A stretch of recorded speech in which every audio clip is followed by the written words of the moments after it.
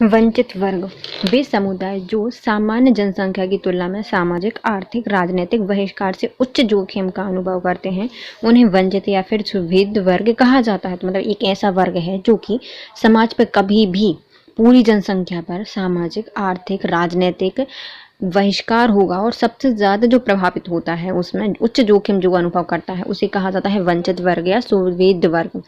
यह वर्ग सामान्यतः सामाजिक, राजनीतिक, सांस्कृतिक, आर्थिक, भौतिक, पारिवारिक संरचना और किसी अन्य कारक से प्रभावित या फिर पीड़ित होते हैं जो कि जोखिम का सामना करते हैं। तो ये जो व्यक्ति होता है, जो वंचित वर्ग होता है, वो क्या होता है, समाज से, सामाजिक तरीके से, राजनीतिक तरीके से, सांस्कृतिक तरीके से, आर्थिक तरीके से, भौतिक और जो पारिवारिक है उस संरचना में किसी भी कारक से पीड़ित होता है, इसलिए उसको ज़्यादा जोखिम का सामना करना पड़ता है क्योंकि भाई पहले से वो उससे पीड़ित है। कारक है ना, जो व्यक्ति है वो पहले से ही पीड़ित है, उस पर और यदि बहिष्कार हो जाएगा तो वो और ज़्यादा पीड़ित हो जाएगा। तो सबसे ज़्यादा जो उच्च जोखिम का अनुभव करता है उसे वंचित वर्ग कहा जाता है। और क्यों कहा जाता है उनको, क्योंकि वो पहले से ही सामाजिक, राजनीतिक, सांस्कृतिक, भौतिक, आर्थिक, पारिवारिक संरचना में किसी भी अन्य कारण से पहले से ही पीड़ित होते हैं और जोखिम का सामना करते हैं। भारत में वंचित वर्ग में विकलांग, दिव्यांग, बच्चे, महिला, अल्पसंख्यक, अनुसूचित जाति, अनुसूचित जनजाति जैसे अन्य समुदाय के लोग आते हैं। तो ये वंचित वर्ग कौन होंगे, तो विकलांग वर्ग, इनको सामाजिक तरीके से बहिष्कार किया जाता है पहले से, तब और बहिष्कार होगा तो वो पीड़ित होंगे। वृद्ध, पारिवारिक तरीके से, समाज से, हर चीज से। बच्चे, वो तो अभी बहुत छोटे हैं, उनको भी हर तरीके से वंचित रखा जाता है। महिलाएं, आप देख ही रहे हैं कितने समानता के मुद्दे उठाए जाते हैं समय समय पर, लेकिन स्थिति ज़्यादा ठीक नहीं है। अल्पसंख्यक, SC ST में लोग भी सब वंचित के अंतर्गत आते हैं। इनकी विशेषता क्या होती है, यह समाज के रूप में सुवेद होते हैं। मतलब कैसे हैं सुवेद, मतलब ज़्यादा पीड़ित रहते हैं। ये सुवेदता कई कारकों से हो सकती है, तो अब जो उनका पीड़िता का कारण है या फिर पीड़ित होने का कारण है वो कुछ भी हो सकता है। सामाजिक हो सकता है, सांस्कृतिक हो सकता है, आर्थिक हो सकता है, आदि कारण हो सकते हैं। जैसे कि महिलाओं के पास क्या होता है, मोस्टली होता है पारिवारिक कारण और आर्थिक कारण, क्योंकि जॉब करने के लिए बहुत कम लोगों की परमिशन होती है। फिर आता है सांस्कृतिक में क्या होता है, जो क्या दिव्यांग बच्चे होते हैं, दिव्यांग होते हैं, उनका सांस्कृतिक होता है, सामाजिक होता है ना। तो ये इस कारकों से प्रभावित होते हैं। सुभेद्यता होती है इनमें। सुभेद्यता की जड़ें बहुत पुरानी और व्यापक होती हैं, आज से नहीं हो रहा इनके साथ भेदभाव, बल्कि बहुत पुराने जमाने से हो रहा है। तो जो वंचित वर्ग होते हैं उनकी मुख्यतः 3 विशेषताएं होती हैं। पहला क्या होगा, यह सुभेद्यता समूह के रूप में होती हैं और यह सुवेद्यता किसी भी कारक से हो सकती है, सामाजिक, आर्थिक, राजनीतिक, सांसारिक या फिर सांस्कृतिक, आर्थिक, पारिवारिक, किसी भी प्रकार की। और यह सुवेद्यता बहुत पुरानी और बहुत व्यापक होती है। वंचित वर्ग संबंधी कल्याणकारी कार्यक्रम की प्रासंगिकता एवं औचित्य बताइए। तो जो वंचित वर्ग हैं उनके लिए अब क्या किया जाएगा, उनको यदि सबसे बहिष्कार किया जा रहा है तो उनको बराबर में लाने के लिए कुछ प्रावधान किए जाएंगे। तो पहले आते हैं संवैधानिक आधार के, संविधान में उनके लिए कुछ अधिकार दिए गए हैं। फिर आते हैं मानववादी आधार, दूसरे आर्थिक अनिवार्य कर दिया गया है, राष्ट्रीय निर्माण, ये सब क्या होते हैं, ये वंचितों के लिए कुछ प्रावधान किए गए हैं, प्रासंगिकता हो सकती है। औचित्य क्या है, पहला संवैधानिक आधार, भारतीय संविधान की प्रस्तावना में सामाजिक, आर्थिक, राजनीतिक न्याय की स्थापना के साथ प्रतिष्ठा एवं अवसर की समानता दी गई है। मतलब इसमें जो हमारी भारतीय संविधान की प्रस्तावना है वो ही यह चीज का बताती है या व्याख्या करती है कि सभी वर्गों के लिए सामाजिक, आर्थिक, राजनीतिक, विचार अभिव्यक्ति की प्रतिष्ठा एवं अवसर की समानता होगी। विभिन्न अनुच्छेदों में वर्णित जो मौलिक अधिकार हैं उनको प्रभावी करना, जैसे समता का अधिकार जो कि 14 से 18 तक दिए गए हैं, इसमें सभी वर्गों के लिए, SC ST, महिलाओं के लिए, बच्चों के लिए अलग अलग प्रकार से कुछ आरक्षण वगैरह भी दिया गया है, क्यों, उनको समान लाने के लिए। तो समानता के अधिकार कहाँ तक दिए गए हैं, मौलिक अधिकार में दिया गया जो कि 14 से 18 में वर्णित है। शिक्षा का अधिकार जो कि अनुच्छेद 21A में दिया गया है, शिक्षा का अधिकार। DPSP में भी शिक्षा का अधिकार है और इसमें कहा गया है DPSP में लोक कल्याणकारी सुनिश्चित करना, तो लोक कल्याणकारी सुनिश्चित करता है DPSP। तो हमारे संवैधानिक प्रावधान है, वंचित लोगों के लिए बहुत सारे प्रावधान किए गए। पहले आती है हमारी प्रस्तावना, इसमें कहा गया है कि सभी वर्गों की सामाजिक, आर्थिक, राजनीतिक, विचार अभिव्यक्ति, प्रतिष्ठा एवं अवसर की समानता होगी। फिर आते हैं मूल अधिकार, इसमें वर्णन किया गया है, समानता का अधिकार दिया गया है, अनुच्छेद 14 से 18 तक में दिया गया है। फिर आती है शिक्षा का अधिकार जो कि अनुच्छेद 21A कहता है। फिर आते हैं DPSP, यह लोक कल्याणकारी राज्य की व्यवस्था सुनिश्चित करते हैं। फिर आते हैं मानववादी आधार क्या होते हैं, कमजोर या फिर जो वंचित वर्ग हैं उनको विशेष सहायता प्रदान करना।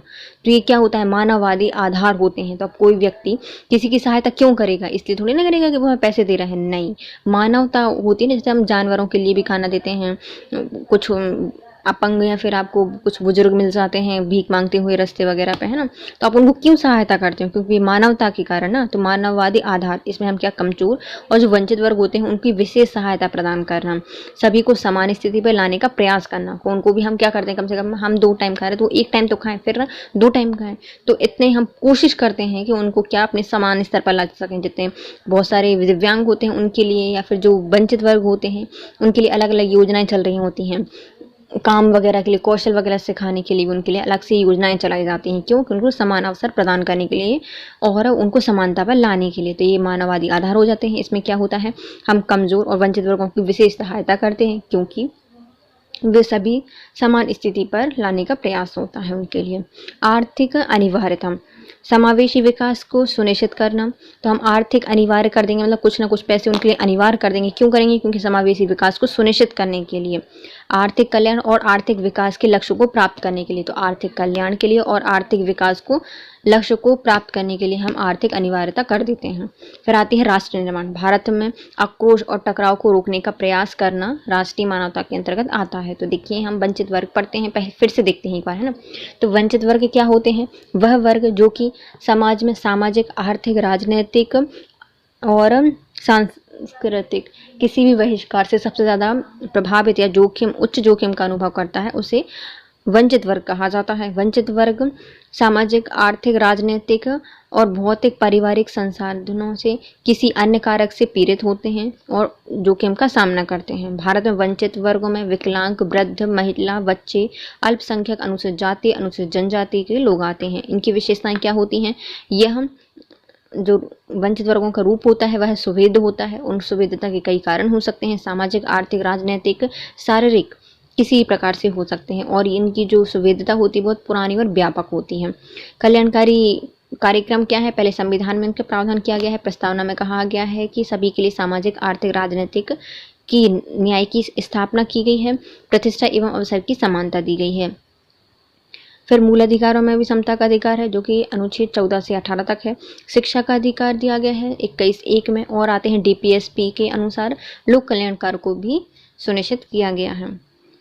मानववादी आधार, कमजोर और वंचित वर्ग हैं उनको विशेष सहायता प्रदान करना, सभी को समान स्तर पर लाने का प्रयास करना।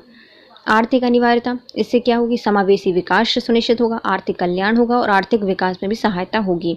राष्ट्र निर्माण में क्या होगी, इसमें समाज में आक्रोश और टकराव को कम किया जा सकता है या कम करने का प्रयास किया जा सकता है। फिर आते हैं निःशक्त जन, चिकित्सा की दृष्टि से यदि कोई व्यक्ति 40% या फिर अधिक विकलांग हो जाता है तो वह निःशक्त या फिर दिव्यांग कहलाता है। तो कोई व्यक्ति है जो कि 40% उसकी बॉडी क्या है, विकलांग हो गई है, तो उसे निःशक्त या फिर विकलांग कहा जाता है या दिव्यांग कहा जाता है। भारत में लगभग 2.68 लाख मतलब 2.1% लोग दिव्यांग हैं। देश की अधिकांश दिव्यांग आबादी 69% ग्रामीण भारत में वास करती है। अंतर्राष्ट्रीय दिव्यांग दिवस 3 दिसंबर को मनाया जाता है। संयुक्त राष्ट्र संघ अंतर्राष्ट्रीय विकलांग वर्ष 1981 है। तो पहले तो आते हैं विकलांग होते कौन है। तो चिकित्सा की दृष्टि से देखें तो वह व्यक्ति जिसका 40% भाग विकलांग है उसे दिव्यांग या फिर निःशक्तजन कहा जाता है। भारत में इनकी संख्या लगभग 2.68 करोड़ है जो कि 2.1% है। देश की जो अधिकांश दिव्यांग जनजाति है या फिर दिव्यांग लोग हैं उनका 69% ग्रामीणों में निवास करता है। दिव्यांग दिवस, अंतर्राष्ट्रीय दिव्यांग दिवस मनाया जाता है 3 दिसंबर को और संयुक्त राष्ट्र संघ के द्वारा अंतर्राष्ट्रीय वर्ष घोषित किया गया था 1981 को दिव्यांग जनों के लिए। दिव्यांग या फिर विकलांगता क्या होती है, ऐसी अवस्था जिसमें शरीर भौतिक, मानसिक रूप से पूरी तरह से या फिर आंशिक रूप से अविकसित रह जाता है, उसे दिव्यांगता कहा जाता है। तो दिव्यांगता क्या, देखो दिव्यांग व्यक्ति कौन हो गया, दिव्यांग जिसका 40% भाग जो है वह काम नहीं कर रहा है। लेकिन दिव्यांगता क्या कहलाती है, तो वह शारीरिक मतलब फिजिकल या भौतिक या फिर मानसिक रूप से आंशिक रूप से विकसित रह जाता है, अविकसित रह जाता है, उसे क्या कहा जाता है? विकलांगता कहा जाता है। किसी एक विशिष्ट सीमा के भीतर कोई गतिविधि जिसमें मनुष्य के लिए सामान्य माना जाता है को करने में सक्षम को दिव्यांगता कहते हैं। देखो, तो कोई भी एक विशिष्ट सीमा के भीतर कोई भी गतिविधि है, जैसे दौड़ना है, खाना है, पीना है, कुछ भी, वो सामान्य जो गतिविधि होती है एक सीमा के भीतर किसी मनुष्य के लिए, जो कि सभी मनुष्य के लिए सामान्य होते हैं ना, हम दौड़ सकते हैं, चल सकते हैं, ये सब कर सकते हैं, तो ये क्या है? हमारे लिए सामान्य है। लेकिन उसको करने में कोई व्यक्ति अक्षमता है, उसमें अक्षमता है, वो नहीं कर सकता, उसे खाना नहीं खा सकता अपने हाथ से, तो उसे क्या कहा जाता है? दिव्यांगता कहा जाता है उस चीज को। समस्याएं क्या हैं? पहली बात तो जो दिव्यांग होते हैं उनके साथ भेदभाव बहुत होता है। फिर आती है स्वास्थ्य संबंधी प्रॉब्लम्स होती हैं उनके लिए, शिक्षा का अभाव होता है। पहले तो उनमें बेचारे स्कूल जाएंगे कैसे, बच्चों में थोड़ा सा वो हंसी वाला भी होता है, तो बेचारे वो वहाँ पे भी नहीं जाते, स्कूल ज़्यादा नहीं जाते। अब जब पढ़ेंगे नहीं तो उनको रोज़गार नहीं मिलेगा, तो बेरोज़गारी की प्रॉब्लम आती है। पहुँच मतलब हर जगह तक उनकी पहुँच संभव नहीं हो पाती। अपर्याप्त डाटा और आंकड़े हैं, क्योंकि उनके अच्छे से आंकड़े ही प्राप्त नहीं किए जा रहे हैं। फिर आता है राजनीतिक प्रतिनिधि का अभाव होता है कि अभी तक राजनीति में कोई भी आपको विकलांग नहीं दिखेगा, तो राजनीतिक प्रतिनिधि का अभाव है। अर्थव्यवस्था में निम्न भागीदारी है, कितना 2% जनसंख्या का भाग है दिव्यांग के लिए, लेकिन हमारी अर्थव्यवस्था में ना के बराबर भागीदारी होती है इनकी। गरीबी उच्च दर पर होती है, क्योंकि बस रोजगार नहीं होता, तो गरीबी स्तर ज़्यादा होता है इनमें। सरकार की उदासीनता, सरकार को भी महिलाओं के लिए इतने सब कुछ लिखा है, लेकिन उनकी भी एक प्रकार से उदासीनता ही देखने को मिलती है दिव्यांगों के लिए। विभिन्न रासायनिक तत्वों के प्रभाव के कारण उत्पन्न विकलांगता, तो कई बार ऐसा, जैसे भोपाल गैस कांड, कितने सारे लोग वहाँ पे विकलांग हुए थे, तो किसी भी रासायनिक तत्व के प्रभाव के कारण भी ये उत्पन्न हो जाती है विकलांगता। तो इससे समस्या फिर मुद्दे कौन कौन से हैं? तो पहला आता है भेदभाव, निरंतर भेदभाव। इन्हें शिक्षा, रोजगार, स्वास्थ्य देखभाल और अन्य अवसरों पर समान पहुंच से वंचित रखा जाता है। आपने देखा होगा कई जगह पर ऐसा, स्कूल में होती हैं, हर जगह पे स्टेयर्स होती हैं, हर जगह सीढ़ी मिल जाएगी आपको, हर क्लास में मिल जाएंगी। अब कोई दिव्यांग बच्चा कहाँ तक पहुँच पाएगा वहाँ पर? आप खुद सोचिए ना, उनको कितनी प्रॉब्लम होती होगी। स्वास्थ्य देखभाल, रोजगार, शिक्षा में हर जगह पर उनको अवसर पर समानता से वंचित रखा जाता है। विकलांग व्यक्ति से जुड़ी गलत अवधारणाएं और अधिकारों की समझ के अभाव के कारण उनका दैनिक जीवन काफ़ी चुनौतीपूर्ण हो गया है। तो विकलांग व्यक्ति से जुड़ी हुई जितनी भी गलत धारणा है, अधिकार हैं, उनको समझ के अभाव के कारण, क्योंकि हम उनको ना एक मतलब गलत धारणा बन गई है उनके बारे में हमारे मन में, और उनको अधिकार की भी समझ नहीं है। मतलब जो बेचारे हैं दिव्यांग, उनको भी अपने अधिकार नहीं पता होते, क्योंकि उतने समझदार नहीं होते, पढ़े लिखे नहीं होते, इसलिए उनको दैनिक जीवन में काफ़ी चुनौतियों का सामना करना पड़ता है। तो पहले आता है भेदभाव। भेदभाव हम रोजगार में, शैक्षणिक में, देखभाल स्तर पर हर प्रकार से उनको अवसर से वंचित रखा जाता है। दिव्यांग व्यक्तियों के जुड़ी हुई जो गलत अवधारणा है, अधिकारों की समझ के अभाव के कारण उनका दैनिक जीवन काफ़ी चुनौतियों का सामना करता है। फिर आता है स्वास्थ्य। विकलांगता का अधिकांश मामले को रोका जा सकता है। तो विकलांगता के कई ऐसे मामले हैं जिनको समय रहते रोका जा सकता है, जिसमें जन्म के दौरान चिकित्सा संबंधी मुद्दे, मातृ स्थितियाँ, कुपोषण और साथ ही दुर्घटनाओं, चोटों से उत्पन्न होने वाली विकलांगताएं शामिल होती हैं। मतलब कई ऐसी विकलांगताएं हैं जिनको हम समय रहते ठीक कर सकते हैं। कब किया जा सकता है? या फिर कुछ ऐसे मुद्दे होते हैं जिनको चिकित्सा से ठीक किया जा सकता है। मातृ स्थितियाँ में होती हैं, मतलब गर्भ में ही उनको ठीक कर सकते हैं। कुपोषण, मतलब बचपन से ही अच्छा खाना नहीं मिला तो कुपोषण से, और दुर्घटना से भी कुछ लोग विकलांग हो जाते हैं, या फिर चोटों से उत्पन्न होने वाली विकलांगता इसके अंतर्गत शामिल होती हैं। भारत जागरूकता की कमी, देखभाल और बेहतर एवं सुलभ चिकित्सा सुविधा की कमी जैसी समस्या से जूझ रहा है। तो भारत इस क्षेत्र में जागरूकता की कमी, देखभाल की कमी, बेहतर एवं सुलभ चिकित्सा संबंध की कमी की समस्या से जूझ रहा है। इसके अलावा पुनर्वास सेवाओं तक पहुंच, उपलब्धता, सहयोग की भी कमी होती है। तो पुनर्वास तक उनकी पहुंच नहीं होती, सुविधाएं नहीं होती, और वह उपयोग की भी कमी होती है। नेक्स्ट आता है शिक्षा। विकलांगों के लिए विशेष स्कूलों तक पहुंच, प्रशिक्षित शिक्षक और शैक्षिक सामग्री की उपलब्धता का अभाव होता है। देखो, पहले विकलांगों के लिए स्कूल तक पहुंच नहीं है, फिर क्या होगा, वो स्कूल पहुंच गए लेकिन उनके लिए जो नॉर्मल बच्चों को पढ़ाया जाता है वो तो नहीं पढ़ा सकते ना, या फिर उस तरीके से नहीं पढ़ा सकते। उनके लिए क्या होती है, एक विशेष स्कूल होती है, तो विशेष स्कूल बना दी। लेकिन वहां तक पहुंचेंगे कैसे? अब कोई व्यक्ति आंखों से नहीं देख पाता, वो स्कूल कैसे जाएगा? तो इसके लिए विशेष स्कूल होगी, और उसके साथ क्या होगी, उसकी पहुंच भी तो सुनिश्चित करो।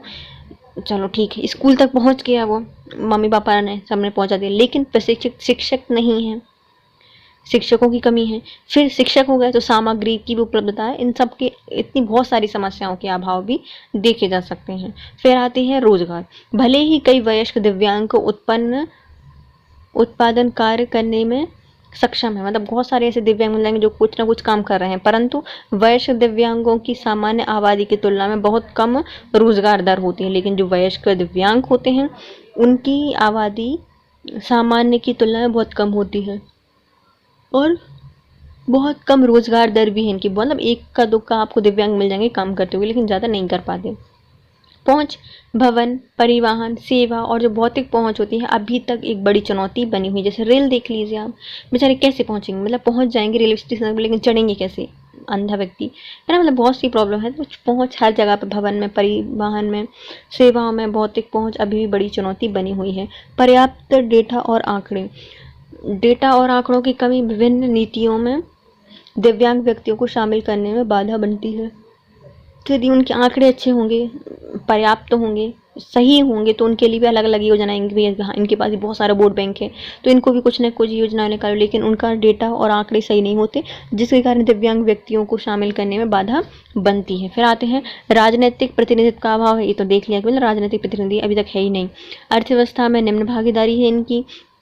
1-2% की जनसंख्या है, 2% पूरी जनसंख्या रखते हैं, लेकिन भागीदारी क्या है अर्थव्यवस्था में? ना के बराबर। तो क्या होगी? गरीबी उच्च दर पर होगी, सरकार में की उदासीनता होगी, और विभिन्न रासायनिक तत्व हैं उनके कारण भी इनको विकलांगता हो सकती है। फिर आते हैं सरकार के द्वारा क्या प्रयास किए गए हैं। तो पहले तुम्हारा भैया सबसे बड़ा है संविधान। संविधान में प्रावधान किए गए हैं।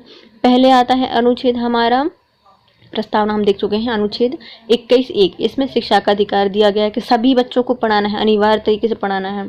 तो 21(1) में शिक्षा का अधिकार है।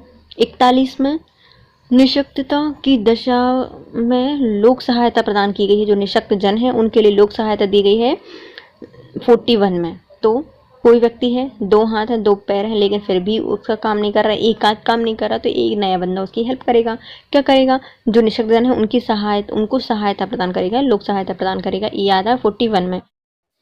अनुच्छेद 47, इसमें पोषण आहार और जीवन स्तर ऊंचा उठाने के लिए स्वास्थ्य सुधार करना होगा। तो 47 में कहा गया है कि स्वास्थ्य सुधारा जाएगा किसके द्वारा? पोषण आहार और जीवन स्तर उठाने के साथ। 7वीं अनुसूची में, राज्य सूची में दिव्यांग और बेरोजगारों को राहत विषय निर्दिष्ट किए गए हैं। तो जो 7वीं अनुसूची है इसमें राज्य सूची, समवर्ती सूची और संघ सूची दी गई है। तो जो राज्य सूची है इसमें कहा गया है कि जो दिव्यांग और बेरोजगार हैं उनको राहत दी जाएगी, किसके द्वारा? राज्य सरकार के द्वारा। संविधान में प्रावधान किए गए, पहले तो हमारी प्रस्तावना में दिया गया है। फिर आता है अनुच्छेद 21, इसमें कहा गया है कि 21(e), उसमें कहा गया है कि शिक्षा का सभी को अधिकार है। फिर आता है 41, इसमें निःशक्त जनों की लोक सहायता प्रदान करने के लिए प्रावधान किया गया है। अनुच्छेद 47 में कहा गया है कि सबके स्वास्थ्य सुधार किया जाएगा, उनको पोषण आहार और जीवन स्तर को ऊपर उठाया जाएगा। फिर संविधान की 7वीं अनुसूची में जो राज्य है उसका कर्तव्य है कि वह अपने राज्य में दिव्यांग और बेरोजगारों के लिए राहत प्रदान करे। वैधानिक प्रावधान, इसमें जो विकलांग व्यक्ति है उनके लिए अधिनियम बनाया गया था। कब बनाया गया था? 1995 में।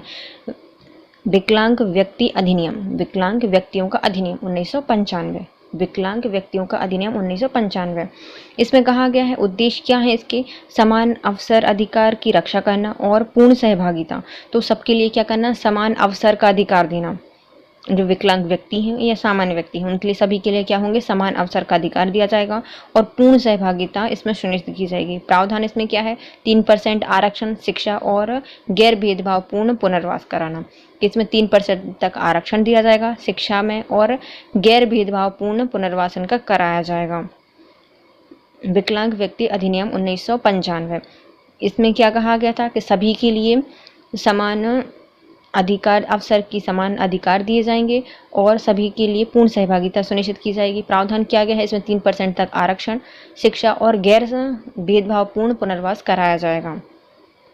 दिव्यांग अधिनियम 2016, तो दिव्यांग अधिनियम 2016 दिव्यांग 2016 दिव्यांग अधिनियम 2016 में आया था। प्रावधान क्या किया गया है? दिव्यांगों को उभरती और गतिशील अवधारणा के रूप में परिभाषित करना कि जो हमारी दिव्यांग हैं वो ये नहीं कि भाई पिछड़े हैं या फिर कुछ नहीं कर सकते, अर्थव्यवस्था में कम मतलब बहुत कम उनका योगदान है, ऐसा नहीं कर सकते ना। तो क्या करना है? उनको उभरती और गतिशील अवधारणा के रूप में परिभाषित करना है कि भाई दिव्यांग भी उभर रहे हैं और गतिशील अवधारणा प्रस्तुत करनी है उनकी। तो दिव्यांगों की उभरती और गतिशील अवधारणा को प्रस्तुत करना या परिभाषित करना इसका लक्ष्य है। अपंगता के मौजूदा प्रकारों को 7 से बढ़ाकर 21 कर देना है। जो अपंगता के मौजूद प्रकार हैं, पहले कितने थे? सिर्फ 7 प्रकार के अपंग हो सकते थे, लेकिन अब उनको बढ़ा के कितना कर दिया है? 21 कर दिया गया है। इस अधिनियम में मानसिक बीमारी, cerebral palsy, muscular dystrophy, neurological समस्या, बोलने और भाषा की विकलांगता, थैलेसीमिया, हीमोफीलिया, सिकल सेल रोग, बहरापन, अंधापन, एसिड अटैक से पीड़ित व्यक्ति और पार्किंसन रोग सहित कई विकलांगताएं शामिल कर दी गई हैं। तो पहले कितनी थी? सिर्फ 7 विकलांगताएं थी, जब उनको कितना कर दिया गया है? 21 प्रकार की विकलांगताएं बताई गई हैं। इसमें एटलीस्ट जो एसिड पीड़ित हैं उनको भी इसमें शामिल किया गया है। इससे पूर्व अधिनियम में काफ़ी हद तक नज़रअंदाज कर दिया गया था इनको। इनमें 3% से आरक्षण को बढ़ाकर 4% कर दिया गया है। दिव्यांगों से भेदभाव करने पर दंड का प्रावधान किया गया। भैया हम आरक्षण तो दे दिया, लेकिन पहला क्या था? जो हमारा विकलांग व्यक्ति अधिनियम आया था 1995, उसमें कहा गया 3% आरक्षण देना है, उसको हमने क्या कर दिया? 4% तक आरक्षण कर दिया। उसमें क्या था? समान अवसर दिए जाएंगे सबके लिए और शिक्षा और भेदभाव गैर भेदभावपूर्ण पुनर्वास किया जाएगा। लेकिन फिर भी भेदभाव हो रहा था तो उसमें कोई दंड का प्रावधान नहीं था। लेकिन जो हमारा दिव्यांग अधिनियम 2016 है, इसमें दंड का प्रावधान कर दिया कि यदि कोई भेदभाव करता है दिव्यांगों से, उनके साथ क्या किया जाएगा? उनको दंड का प्रावधान है। दिव्यांग समस्या निवारण हेतु स्पेशल कोर्ट स्थापित की गई हैं। तब उनके लिए दंड तो देगा, लेकिन देगा कौन? कितने कोर्ट में कितने सारे केस पेंडिंग रहते हैं, तो इसलिए उनके लिए एक स्पेशल कोर्ट की स्थापना की जाएगी। दिव्यांग अधिनियम 2016 के तहत क्या क्या प्रावधान है? पहला है कि जो दिव्यांगता की उभरती और प्रगतिशील अवधारणा को प्रस्तुत करना, उसमें जो मौजूदा 7 प्रकार की बेरोजगारी मतलब दिव्यांगता थी उसको 21 प्रकार की दिव्यांगता बता दी गई है। इसमें Parkinson, muscular dystrophy, cerebral palsy, मानसिक बीमारी, बहरापन, अंधापन, एसिड अटैक, सिकल सेल रोग, हीमोफीलिया, थैलेसीमिया, विकलांगता, बोलने की भाषा या तुतलापन, न्यूरोलॉजिकल समस्या, ये सब शामिल करके 21 प्रकार की विकलांगताओं को परिचित कराया गया है। इसमें जो आरक्षण था 3% से बढ़ाकर 4% कर दिया गया है। इसमें यदि भेदभाव कोई करता है तो उसके लिए दंड का प्रावधान किया गया है और इनके लिए स्पेशल कोर्ट का प्रावधान किया गया है। फिर आता है विकलांग व्यक्तियों हेतु राष्ट्रीय नीति 2006। तो जो विकलांग व्यक्ति हैं तो कहीं छुपे ना रह जाएं, तो इसलिए क्या स्टार्ट किया गया है? विकलांग व्यक्ति हेतु राष्ट्रीय नीति घोषित की गई है, जो कि है 2006। विकलांग व्यक्तियों हेतु राष्ट्रीय नीति। पहले विकलांग व्यक्ति अधिनियम आया था 95 में, फिर आया है विकलांग व्यक्तियों के लिए राष्ट्रीय नीति 2006। इसमें पुनर्वास पर बल दिया गया है। शारीरिक, आर्थिक, शैक्षणिक पुनर्वास हेतु नीति निर्माण की जाएगी। तो जो विकलांग व्यक्ति हेतु राष्ट्रीय नीति है 2006 में आई थी, इसमें उन जो व्यक्ति हैं उनके लिए पुनर्वास पर बल दिया गया है। उनके शारीरिक, आर्थिक और शैक्षणिक पुनर्वास हेतु निर्माण किया जाएगा नीतियों का। भारतीय पुनर्वास परिषद, इसकी स्थापना 1996 में। संवैधानिक निकाय है ये। दिव्यांगजनों के व्यवसाय क्षेत्र में प्रशिक्षण, कल्याणकारी योजना कार्यक्रम क्रियान्वयन है और आर्थिक आत्मनिर्भर बनाने के प्रयास किए गए हैं। तो विकलांग व्यक्ति अधिनियम आया था 2000, व्यक्तियों का राष्ट्रीय अधिनियम था या नीति थी 2006 में, नीति थी 2006 में, लेकिन व्यक्तियों का अधिनियम आया था, विकलांग व्यक्तियों का अधिनियम आया था 1995 में। उसके 1 साल बाद आया है भारतीय पुनर्वास परिषद। तो जो विकलांग व्यक्ति थे उनके पुनर्वास के लिए आया है भारतीय पुनर्वास परिषद। इसकी स्थापना 1996 में की गई थी। संवैधानिक निकाय है। इसका उद्देश्य क्या है, जो दिव्यांगजन हैं उनके जो व्यवसाय क्षेत्र में उनको प्रशिक्षण करके कल्याणकारी योजना कार्यक्रम है, और इसमें उनको आत्मनिर्भर बनाने का प्रयास किया गया। उनको पुनर्वास तो देना है ही, उनका पुनर्वास तो करेंगे, लेकिन करेंगे कैसे, उनको व्यवसाय में प्रशिक्षण देकर। और इसको 1996 में स्टार्ट किया गया था और यह एक संवैधानिक निकाय है। राष्ट्रीय विकलांग पुनर्वास कार्यक्रम, तो विकलांगों को क्या किया जाएगा, पुनर्वास किया जाएगा। तो राष्ट्रीय विकलांग पुनर्वास कार्यक्रम यह दूरस्थ ग्रामीण क्षेत्रों में निवासरत विकलांग हेतु स्टार्ट किया गया है। उद्देश्य है विकलांग व्यक्तियों और उनके परिवारों के पुनर्वास संबंधी सलाह एवं सेवाएं उपलब्ध कराने के लिए। तो इसमें क्या है, विकलांग व्यक्ति और उनके परिवारों के पुनर्वास संबंधी सलाह एवं सेवाएं उपलब्ध कराने के लिए राष्ट्रीय विकलांग पुनर्वास कार्यक्रम चलाया गया। तो पुनर्वास के लिए मुख्यतः चल रही हैं योजनाएं 5। पहली योजना है विकलांग व्यक्ति अधिनियम 1995। इसमें 2 प्रावधान किए गए थे कि जो हमारे व्यक्ति थे उनके लिए क्या किया जाएगा, समता अवसर अधिनियम अधिकार दिए जाएंगे कि सबके अधिकारों की रक्षा, समानता के अधिकार और पूर्ण सहभागिता। दूसरा इसका प्रावधान था 3% तक आरक्षण दिया जाएगा और गैर भेदभावपूर्ण पुनर्वास दिया जाएगा। फिर आता है विकलांग अधिनियम 2016। इसमें जो आरक्षण 3% था उसको बढ़ा के कर दिया है 4%। इसमें जो विकलांगता के 7 प्रकार थे उसको कर दिया गया है 21 और इस विकलांगों को उभरती और प्रगतिशील अवधारणा के रूप में प्रस्तुत किया है। दिव्यांगों के भेदभावों के लिए दंड का प्रावधान किया जाएगा और इसमें विशेष न्यायालय की स्थापना की गई है। फिर आता है भारतीय पुनर्वास परिषद। इसकी स्थापना पुनर्वास करने के लिए बनाई गई थी। 96 में संवैधानिक निकाय है। इसमें जो व्यक्ति हैं उनको आत्मनिर्भर बनाने के लिए, दिव्यांग व्यक्तियों को आत्मनिर्भर बनाने के लिए उनके व्यवसाय को कौशलपूर्ण कल्याणकारी कार्यक्रम स्टार्ट किया गया है, उनको प्रशिक्षण दिया जाएगा। राष्ट्रीय विकलांग पुनर्वास कार्यक्रम, इसमें विकलांगों का पुनर्वास करना है। जो दूरस्थ ग्रामों में निवासरत विकलांग है उनके व्यक्तियों के लिए उनके परिवार से पुनर्वास संबंधी सलाह एवं सेवाएं उपलब्ध कराने स्टार्ट की जाएंगी। विकलांग व्यक्तियों हेतु राष्ट्रीय नीति 2006 पुनर्वास पर बल दिया गया है विकलांग व्यक्तियों के लिए, और शारीरिक आर्थिक शैक्षणिक पुनर्वास हेतु नीति निर्माण किया जाएगा। योजनागत प्रवास कौन कौन से हैं, तो योजनाएं कौन कौन सी चल रही हैं विकलांगों के लिए। तो पहले वो हमारी संवैधानिक मतलब सरकार के द्वारा प्रयास किए गए थे, वैधानिक थे। अब आती हैं कौन कौन सी योजनाएं चल रही हैं। पहली आती है राष्ट्रीय विकलांग एवं वित्त विकास निगम। तो राष्ट्र के विकलांगों के लिए वित्त एवं विकास निगम स्टार्ट किया गया था मध्य प्रदेश सरकार के द्वारा। एससी के जो विकलांग हैं उनको ऋण उपलब्ध कराकर व्यावसायिक आत्मनिर्भर बनाया जाएगा और वित्तीय सहायता इसमें 5,000 तक की दी जाएगी। तो राष्ट्रीय विकलांग वित्त विकास निगम मध्य प्रदेश सरकार के द्वारा एससी की जो विकलांग हैं उनके लिए ऋण उपलब्ध कराया जाएगा और व्यावसायिक आत्मनिर्भर बनाया जाएगा। 5,000 तक की राशि इसमें दी जाएगी। फिर आते हैं निःशक्त छात्रवृत्ति योजना। निःशक्त जो हैं उनके लिए छात्रवृत्ति, तो 6 से 21 वर्ष के दिव्यांग इसमें शामिल होंगे क्योंकि निःशक्त हैं उनके लिए छात्रवृत्ति मिल रही है। और इसमें जो शिक्षक प्रशिक्षण हेतु आर्थिक सहायता दी जाएगी। जो शिक्षक प्रशिक्षण है उनके लिए उनको सहायता दी जाएगी 6 से 21 साल के दिव्यांगों के लिए। छात्रवृत्ति निःशक्त छात्रवृत्ति योजना। फिर आती है निःशक्त व्यक्तियों हेतु विशेष उपकरण। तो जो निःशक्त व्यक्ति हैं उनके लिए विशेष उपकरण।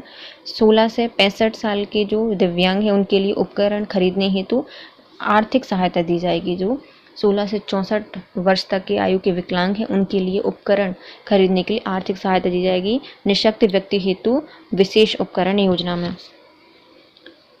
विशेष दिव्यांग पहचान पोर्टल UDID। तो विशिष्ट दिव्यांग पहचान पोर्टल।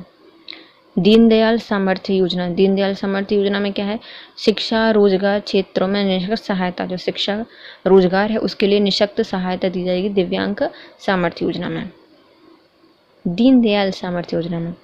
सुगम्य भारत अभियान। इसमें दिव्यांग जनों के लिए सार्वभौमिक पहुंच कर लक्ष्य प्राप्त करना है। तो जो हमारे दिव्यांगजन हैं उनकी सार्वभौमिक पहुंच को सुनिश्चित करना है। इसमें सुगम्य भारत में इसके 3 भाग: वातावरणीय सुगमता, परिवहनीय सुगमता और सूचना एवं संचार परितंत्र सुगमता। तो जो सुगम भारत अभियान है इसमें क्या किया जाएगा, जो हमारे दिव्यांग जन है उनकी पहुंच सार्वभौमिक लक्ष्य को हासिल करना है। तो सार्वभौमिक पहुंच का लक्ष्य है कि हर कहीं तक उनकी पहुंच सुनिश्चित हो। तो इसमें मुख्यतः 3 भाग आते हैं। पहले आती है परिवहन में सुगमता, विज्ञान एवं प्रौद्योगिकी में सुगमता और वातावरणीय सुगमता। फिर आती है सुगम्य पुस्तकालय। इसमें सरकार के द्वारा 2016 में एक ऑनलाइन मंच सुगम्य पुस्तकालय की शुरुआत की गई, जहां दिव्यांगजन इंटरनेट के माध्यम से पुस्तकालय में संबद्ध सभी प्रकार की उपयोगी पुस्तकों को पढ़ सकते हैं। किसके माध्यम से? सुगम्य पुस्तकालय के माध्यम से। कब आई थी? 2016 में इसको स्टार्ट किया गया था। तो कौन कौन सी योजनाएं चल रही हैं? तो मुख्यतः योजनाएं चलाई जा रही हैं। पहले चल रही है राष्ट्रीय विकलांग एवं वित्तीय विकास निगम, जिसमें जो दिव्यांगजन हैं एससी के, उनके लिए वित्तीय सहायता उपलब्ध कराई जाएगी व्यवसायिक आत्मनिर्भर बनाने के लिए। 5,000 तक का प्रावधान किया गया है। फिर आते हैं निःशक्त छात्रवृत्ति। 16 से जो 65 साल तक 21 साल तक के बच्चे हैं दिव्यांग, 6 से 21 साल के बच्चों के लिए दी जाएगी और उनको इसमें शिक्षण प्रशिक्षण दिया जाएगा। फिर आती है निःशक्त व्यक्तियों के लिए विशेष उपकरण योजना। इसमें है 16 से 65 साल तक के बच्चों के व्यक्तियों के लिए उपकरण खरीदने के लिए आर्थिक सहायता दी जाएगी निःशक्त व्यक्ति हेतु विशेष उपकरण में। फिर आते हैं विशिष्ट विकलांग पोर्टल। दीनदयाल सामर्थ्य योजना शिक्षण रोजगार के क्षेत्र में निःशक्त सहायता देता है। सुगम्य भारत अभियान, इसमें जो दिव्यांग व्यक्ति हैं इनकी सार्वभौमिक पहुंच को सुनिश्चित करने के लिए स्टार्ट किया गया है। इसमें 3 भाग हैं। पहले आते हैं वातावरणीय सुगमता, परिवहनीय सुगमता और सूचना एवं संचार परितंत्र सुगमता। सुगम्य पुस्तकालय 2016 में स्टार्ट किया गया था। इसमें जो दिव्यांग व्यक्ति हैं वो यदि चाहें तो एक ऑनलाइन मंच के द्वारा इंटरनेट के माध्यम से पुस्तक पढ़ सकते हैं जो वो पढ़ना चाहते हैं सुगम्य पुस्तकालय के द्वारा। विकलांग शिक्षा हेतु कौन कौन से प्रयास किए गए हैं? जो विकलांग व्यक्ति हैं उनके लिए प्रावधान है कि उनको एक समुचित अनुपालन हो, प्रावधानों का समुचित अनुपालन हो। सहायक उपकरणों संबंधी अनुसंधान, जो उनके लिए सहायक उपकरण होंगे उनसे संबंधी अनुसंधान। संविधान प्रदत्त अधिकारों का क्रियान्वयन, जो संविधान में अधिकार दिए गए हैं उनका अच्छे से क्रियान्वयन करना। प्राथमिक चिकित्सा केंद्र एवं शिविरों के माध्यम से, तो उनको पहले प्राथमिक चिकित्सा केंद्र स्थापित करना और शिविर के माध्यम से उनको सहायता करना। दिव्यांगजनों का प्रमाण पत्र दिया जाए और एकीकृत डाटाबेस बनाया जाए, उनको मतलब एक अच्छे पर्याप्त पोर्टल पर मौजूद हो डाटा। तो समाधान क्या क्या हो सकते हैं? पहला, प्रावधान के लिए जो समुचित अनुपालन हो, उनके लिए सहायता उपकरण दिए जाएं प्रयोगशाला में। संविधान प्रदत्त जो अधिकार है उनका क्रियान्वयन किया जाए। प्राथमिक चिकित्सा और शिविर केंद्र लगाए जाएं। दिव्यांगजनों का प्रमाण पत्र कराया जाए और एकीकृत डाटाबेस बनाया जाए। ये तो दिव्यांगजन। फिर आते हैं वृद्धजन। भारत का कोई भी नागरिक जिनमें 60 वर्ष या इससे अधिक की आयु के प्राप्त कर ली हो, उन्हें वरिष्ठ नागरिक कहा जाता है और इन्हें वृद्धजन कहा जाता है। भारत में लगभग ये 10.38 करोड़ की आबादी है वृद्धजनों की। अंतर्राष्ट्रीय वृद्धजन दिवस मनाया जाता है 1 अक्टूबर को। तो भारत में या फिर वृद्धजन क्या होते हैं? तो ऐसे व्यक्ति जिनकी आयु 60 साल से ज़्यादा हो जाती है उन्हें वृद्धजन कहा जाता है, उन्हें वरिष्ठ नागरिक की श्रेणी में रखा जाता है। भारत में 10.38 करोड़ वृद्धजन पाए जाते हैं, जो कि जिनके लिए वृद्धजन अंतर्राष्ट्रीय वृद्ध दिवस मनाया जाता है 1 अक्टूबर को। समस्याएं क्या हैं? पहली आती है शारीरिक अक्षमता हो जाती है, दुबले मतलब कमजोरी आ जाती है। आर्थिक निर्भरता बढ़ जाती है, क्योंकि वो कमा नहीं सकते तो किसी पर निर्भर रहेंगे, तो आर्थिक निर्भरता। अनादर की समस्या, वो आर्थिक निर्भर है तो सिंपल ज़्यादा उनका क्या होगा, सम्मान नहीं होगा इतना ज़्यादा, तो अनादर की समस्या। फिर आता है एकाकीपन, मतलब उनके सब वो ज़्यादातर ऐसा होता है कि बहुत कम लोग हैं कि दो साथ में रहते हैं, वरना एकाध ही रहते हैं। बच्चे बाहर कमाने चले जाते हैं और मम्मी पापा घर पे, तो क्या होता है एकीकरण या एकीकपन की समस्या। संयुक्त परिवार का विघटन, अब क्योंकि पूंजीवादी समाज हो गया है तो क्या एक जो संयुक्त परिवार था उसका विघटन हो गया है, संयुक्त परिवार का विघटन। सुरक्षा की समस्या सबसे ज़्यादा, क्योंकि अकेले रहते हैं, चोरों के लिए आसान है चोरी करना। वृद्धजनों के प्रति हिंसा, शारीरिक अक्षमता के साथ गंभीर बीमारियों की समस्या भी होती है। तो पहली समस्या क्या है? शारीरिक अक्षमता, कार्य क्षमता घट जाती है, परिवार पर अत्यधिक निर्भरता हो जाती है और शारीरिक बदलाव आते हैं, जैसे कि कम दिखना, कम सुनाई देना, मानसिक रूप से अस्वस्थ हो जाना, चिड़चिड़ापन, ये सब माइंड स्विंग वगैरह ये प्रॉब्लम होती है किसमें, शारीरिक अक्षमता के अंतर्गत। फिर आते हैं आर्थिक निर्भरता। जीवन भर की उनकी वृद्ध अवस्था हेतु पर्याप्त नहीं होती, जो जीवन भर की उनकी पूंजी होती है वो बच्चों के लिए लगा देते हैं। फिर उनके पास जो वृद्ध अवस्था में पर्याप्त पैसा नहीं होता तो उनकी आर्थिक निर्भरता बढ़ जाती है, किनसे, बच्चों के लिए हो जाते हैं। अन्य पर निर्भरता के कारण उनका आत्मसम्मान कम हो जाता है, वो अन्य पर आत्मनिर्भर हो जाते हैं तो क्या हो जाता है, सम्मान कम हो जाता है। तो फिर आती है अनादर की समस्या। अन्य पर निर्भरता, वर्धन अभाव के कारण बृहद परिवार एवं समाज में उपेक्षा का वर्ग बन जाता है। तो इसमें क्या होती है, यदि आप किसी और पर निर्भर रहें स्पेशली आर्थिक रूप से, तो क्या होते हैं, बृहद परिवार, बड़ा परिवार है और समाज में यह उपेक्षा का वर्ग बन जाते हैं। पीढ़ीगत विचारों के कारण भी मान सम्मान में कमी आती है, जो बोलते हैं इस डिफरेंस, उसके कारण भी क्या होता है, मान सम्मान में कमी आती है। एकाकीपन की समस्या। एकल परिवार, उपभोक्तावादी संस्कृति ने एकाकी जीवन हेतु विवश कर दिया है। भावनात्मक लगाव की कमी के कारण अवसाद की समस्या आती है। तो इसमें क्या होता है, एकीकरण, मतलब एक परिवार हो जाता है। जैसे बच्चे बाहर कमाने चले गए तो कोई नहीं है, दादा दादी घर पे अकेले, तो उसमें क्या होता है, और उपभोक्तावाद यदि वो नहीं रहेंगे तो भाई बाहर नहीं जाएंगे कमाने तो क्या करेंगे, तो उपभोक्तावाद संस्कृति हो गई है, एकीकरण परिवार हो गया है एकाक। तो एकाकी जीवन से विवश के कारण क्या होता है, उनकी जो भावनात्मक लगाव होता है उसमें कमी आ जाती है। बच्चों को भी उतना लगाव नहीं रहता मम्मी पापा से, और बच्चों को उनके बच्चों का भी नहीं रहता, नाती पोता का। तो इससे क्या होता है, भावनात्मक लगाव की कमी के कारण अवसाद की समस्या आती है। संयुक्त परिवार का विघटन हो जाता है, जैसे शहरीकरण, औद्योगिकरण, वायुमंडलीकरण ने भारतीय समाज में संयुक्त परिवार को विभाजित करके एकाकी परिवार बना दिया है।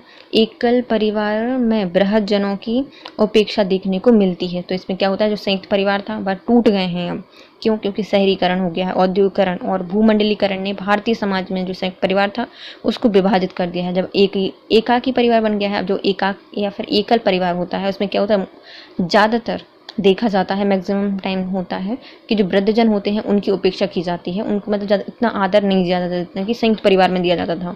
अब एकाकी परिवार में क्या होता है, उनको ज़्यादा सम्मान नहीं दिया जाता। तो ये समस्या आती है।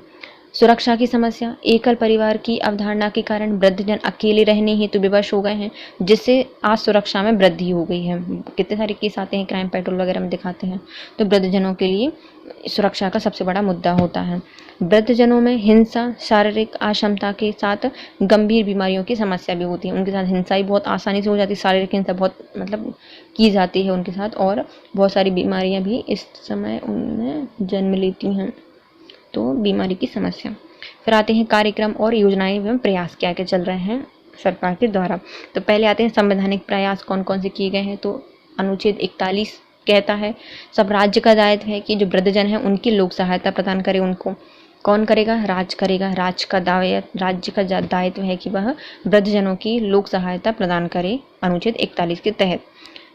वैधानिक प्रावधान, इसमें राष्ट्रीय वृद्धजन नीति लाई गई थी 1999 में। इसका उद्देश्य था कि जो स्वास्थ्य, पौष्टिक आहार, सार्वजनिक सुरक्षा सुनिश्चित करना।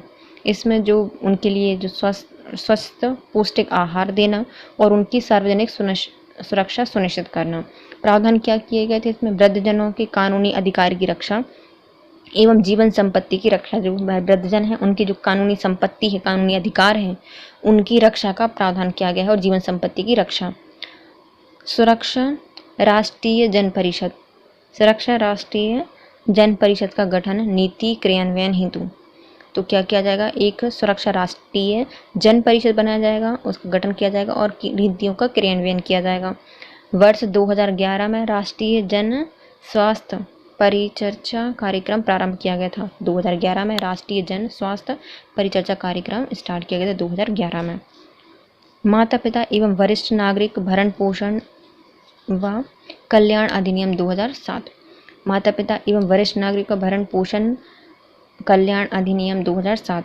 इसका मुख्य उद्देश्य माता पिता, वरिष्ठ नागरिक और उनके कल्याण के लिए आवश्यकता आधारित रखरखाव एवं देखभाल सुनिश्चित करना है। तो पहले कौन से वैधानिक अधिनियम के अंतर्गत आते हैं, 2 अधिनियम। पहले आते हैं राष्ट्रीय वृद्ध नीति 1999 में आई थी। इसका उद्देश्य था जो वृद्धजन है उनके लिए स्वस्थ पौष्टिक आहार सुनिश्चित करना और उनकी सार्वजनिक सुरक्षा को सुनिश्चित करना। इसमें प्रावधान किए गए थे। इसमें जो वृद्धजन हैं उनके कानूनी अधिकारों की रक्षा की जाए और उनकी जीवन संपत्ति की रक्षा की जाए। सुरक्षा राष्ट्रीय जन परिषद का गठन किया जाए, सुरक्षा राष्ट्रीय जन परिषद का गठन किया जाए और 2011 में राष्ट्रीय जन स्वास्थ्य परिचय कार्यक्रम भी चलाए जा रहे हैं। माता पिता एवं वरिष्ठ नागरिक भरण पोषण कल्याण योजना अधिनियम 2007, इसमें जो मुख्य उद्देश्य क्या है, माता पिता वरिष्ठ नागरिक एवं उनके कल्याण के लिए आवश्यकता उपलब्ध कराकर रखरखाव और देखभाल सुनिश्चित करना है। योजनागत प्रयास क्या है कि अब इनके लिए कुछ विधान नियम तो 2 बन गए, एक भरण पोषण अधिनियम, एक होता है अपना दिव्यांगजन राष्ट्रीय वृद्धजन नीति 1999। फिर आते हैं योजनाएं क्या चल रही हैं, तो योजना में आती है अपनी अटल पेंशन योजना 2015, फिर प्रधानमंत्री वय वंदना योजना, राष्ट्रीय वयोनिधि श्री योजना, वयोश्रेष्ठ सम्मान योजना और इंदिरा गांधी राष्ट्रीय वृद्ध अवस्था पेंशन योजना। ये योजनाएं पहली है अटल पेंशन योजना 2015। उद्देश्य है आर्थिक सुरक्षा देती है। लाभार्थी कौन है, 18 साल से 40 वर्ष तक के सभी लोग।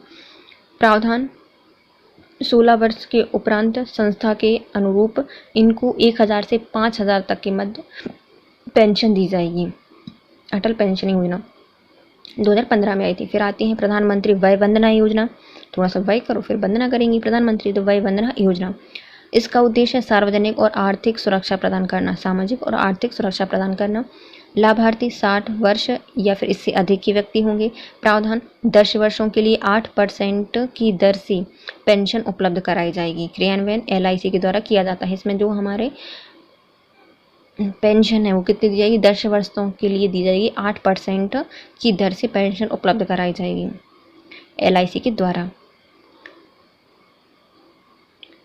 राष्ट्रीय वयोश्री योजना, इसका उद्देश्य BPL या फिर जो गरीबी रेखा से नीचे की श्रेणी में वरिष्ठ नागरिकों को शारीरिक सहायता, जीवन यापन के लिए आवश्यक उपकरण प्रदान किए जाएंगे। शारीरिक सहायता के लिए जो जीवन यापन करने के लिए जो आवश्यक उपकरण हैं वो प्रदान किए जाएंगे। इसमें कम दृष्टि, श्रवण दोष, दांतों की हानि की चलने की जो अक्षमता है, इसमें आयु से संबंधित अक्षमताओं से पीड़ित व्यक्तियों को उपकरण दिए जाएंगे। किसमें, राष्ट्रीय वयोश्री योजना में। मतलब वय तुम मत करो, हम कर दे रहे हैं वयोश्री योजना, बस तुम यूज़ करो। तो वयोश्री योजना, राष्ट्रीय वयोश्री योजना, इसमें BPL कार्ड के नीचे जो व्यक्ति वरिष्ठ नागरिक आते हैं उनकी शारीरिक सहायता, जीवन यापन करने के लिए जो उपकरण हैं वो दिए जाएंगे। जैसे कि नकली दांत दिए जाएंगे, कम दृष्टि है तो चश्मे दिए जाएंगे, श्रवण की दोष के लिए मशीन दी जाएगी और चलने के लिए वो वॉकर वगैरह दी जाएगी। वयोश्रेष्ठ सम्मान, 1 अक्टूबर को अंतर्राष्ट्रीय वृद्धजन दिवस पर वरिष्ठ नागरिकों की सराहनीय सेवा करने वाले जो संस्थान हैं, वरिष्ठ नागरिकों को उनकी उत्तम सेवा तथा उपलब्धियों के लिए यह राष्ट्रीय सम्मान प्रदान किया जाएगा। तो इसमें क्या है, वयोश्रेष्ठ, जो वयों के लिए काम कर रहा है तो वो क्या हो जाएगा, श्रेष्ठ हो जाएगा। तो वयोश्रेष्ठ पुरस्कार या सम्मान किनको दिया जाता है, तो ऐसे संस्थानों को दिया जाता है जो 1 अक्टूबर को, मतलब कब दिया जाता है, 1 अक्टूबर को दिया जाता है अंतर्राष्ट्रीय वृद्धजन दिवस पर। किनको, जो वरिष्ठ नागरिकों के काम कर रहे हैं, सेवा कर रहे हैं, उनका देखभाल कर रहे हैं, उनके लिए सेवाएं उपलब्ध करा रहे हैं, तो ऐसे जो संगठन है उनके लिए सम्मान दिया जाता है। इसमें इंदिरा गांधी राष्ट्रीय वृद्ध अवस्था पेंशन योजना, इस योजना के अंतर्गत जो भारत सरकार है उसके द्वारा निर्धारित मापदंडों के अनुसार 60 वर्ष और उससे अधिक आयु के व्यक्ति एवं गरीबी रेखा से नीचे के जीवन यापन करने वाले परिवारों से संबंधित व्यक्तियों को वित्तीय सहायता प्रदान की जाएगी। किनको दी जाएगी, जो भारत सरकार के मापदंड हैं उसमें 60 वर्ष या फिर उससे अधिक आयु के व्यक्तियों को, गरीबी रेखा से नीचे जीवन यापन करने वाले परिवारों को, उनको वित्तीय सहायता उपलब्ध कराई जाएगी। इसमें 60 से 80 तक के व्यक्तियों के लिए 200 रुपये प्रति माह और 80 से अधिक वाले व्यक्तियों के लिए 500 रुपये प्रति माह की केंद्रीय सहायता प्रदान की जाएगी। तो क्या है, इंदिरा गांधी राष्ट्रीय वृद्ध अवस्था पेंशन योजना, ये उनके लिए दी जाती है जो कि 60 साल से ज़्यादा के हैं, BPL कार्ड के नीचे, मतलब BPL कार्ड है उनके पास, और इसमें उनके लिए परिवार से संबंधित व्यक्तियों की वित्तीय सहायता प्रदान की जाती है। 60 से 80 तक के लिए 200 रुपये प्रति माह और 80 से ज़्यादा के लिए 500 रुपये प्रति माह दिए जाते हैं। मध्य प्रदेश की योजनाएं, पहले आती हैं सार्वजनिक सुरक्षा पेंशन योजना, 500 रुपये प्रति माह। सार्वजनिक सुरक्षा पेंशन योजना सबके सामने सुरक्षा करेंगे, सार्वजनिक सुरक्षा देंगे। कौन देगी? गवर्नमेंट देगी। कौन? मध्य प्रदेश सरकार। 500 रुपये प्रति माह देकर। मध्य प्रदेश वृद्धजन आयोग, तो मध्य प्रदेश में एक वृद्धजनों के लिए आयोग बनाया गया है, वृद्धजन आयोग, मध्य प्रदेश वृद्धजन आयोग। सीएम तीर्थ दर्शन योजना, तीर्थ दर्शन कराने के लिए सीएम तीर्थ दर्शन योजना। कन्या अभिभावक पेंशन योजना, सिर्फ कन्या संतान होने पर 500 रुपये प्रति माह दिए जाएंगे। तो कन्या अभिभावक पेंशन योजना किन के लिए दिए जाएंगे? उनके लिए जिनकी सिर्फ कन्या है, और 500 रुपये प्रति माह दिए जाएंगे। तो कौन कौन सी योजनाएं चल रही हैं? पहले आती हैं हमारे संविधान की योजनाएं। 41 में कहा गया है कि जो राज्य सरकार है वह वृद्धजनों के लिए लोक सहायता प्रदान करेगी। फिर आते हैं वैधानिक अधिनियम, तो सबसे पहले आता है राष्ट्रीय वृद्धजन नीति 1999 में। इसमें पौष्टिक आहार सुरक्षा प्रदान करने को रखा गया है। और दूसरा अधिनियम आता है माता पिता वरिष्ठ नागरिक भरण पोषण कल्याण अधिनियम 2007। फिर आती है कुछ योजना, जैसे कि अटल पेंशन योजना 2015 में आई थी, आर्थिक सुरक्षा देती है। 18 से 40 वर्ष तक के व्यक्ति इसमें लाभार्थी हैं। प्रावधान है 60 से ज़्यादा के उपरांत के बाद 1000 से 5000 तक की पेंशन दी जाएगी। फिर प्रधानमंत्री वय वंदना योजना, सामाजिक आर्थिक सुरक्षा प्रदान करना, 60 से अधिक के व्यक्तियों को दी जाते हैं। 10 वर्ष के अधिक 8% की दर से इनको पेंशन दी जाती है LIC के द्वारा। राष्ट्रीय वयोश्री योजना, इसमें जो BPL कार्ड धारक हैं उनके लिए कुछ उपकरण उपलब्ध कराए जाते हैं, जो कि उनकी जीवन यापन और शारीरिक सहायता के लिए उपलब्ध कराए जाते हैं।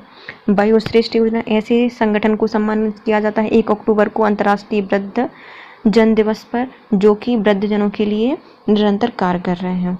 इंदिरा गांधी राष्ट्रीय वृद्ध अवस्था पेंशन, इनमें 60 वर्ष से अधिक के सभी वर्ष व्यक्तियों को नहीं बल्कि BPL कार्ड धारकों को दी जाती है पेंशन।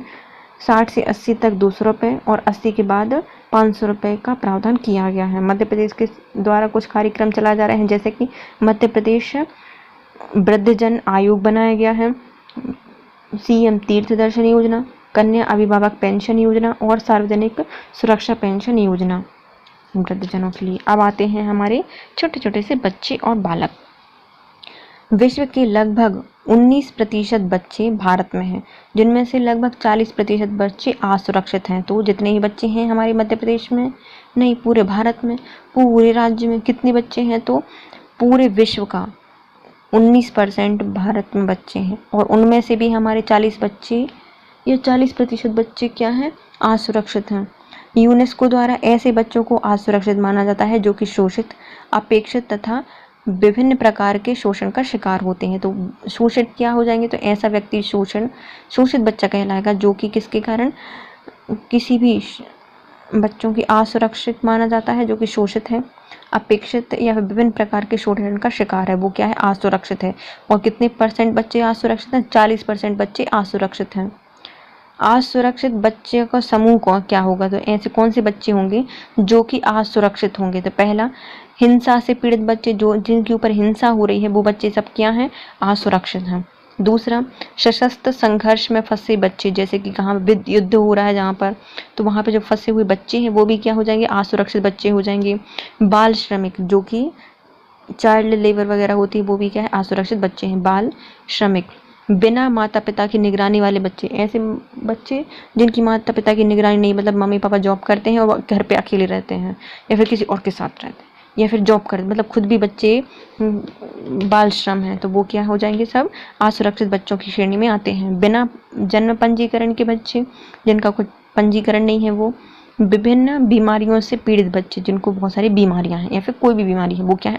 असुरक्षित बच्चे हैं। तो कौन कौन से बच्चे असुरक्षित हो जाएंगे? पहला, हिंसा से पीड़ित बच्चे। दूसरा, सशस्त्र संघर्ष के बीच फंसे बच्चे, बाल श्रमिक बच्चे, माता पिता की गैर निगरानी में रखे बच्चे, गैर पंजीकृत बच्चे और विभिन्न बीमारियों से पीड़ित बच्चे।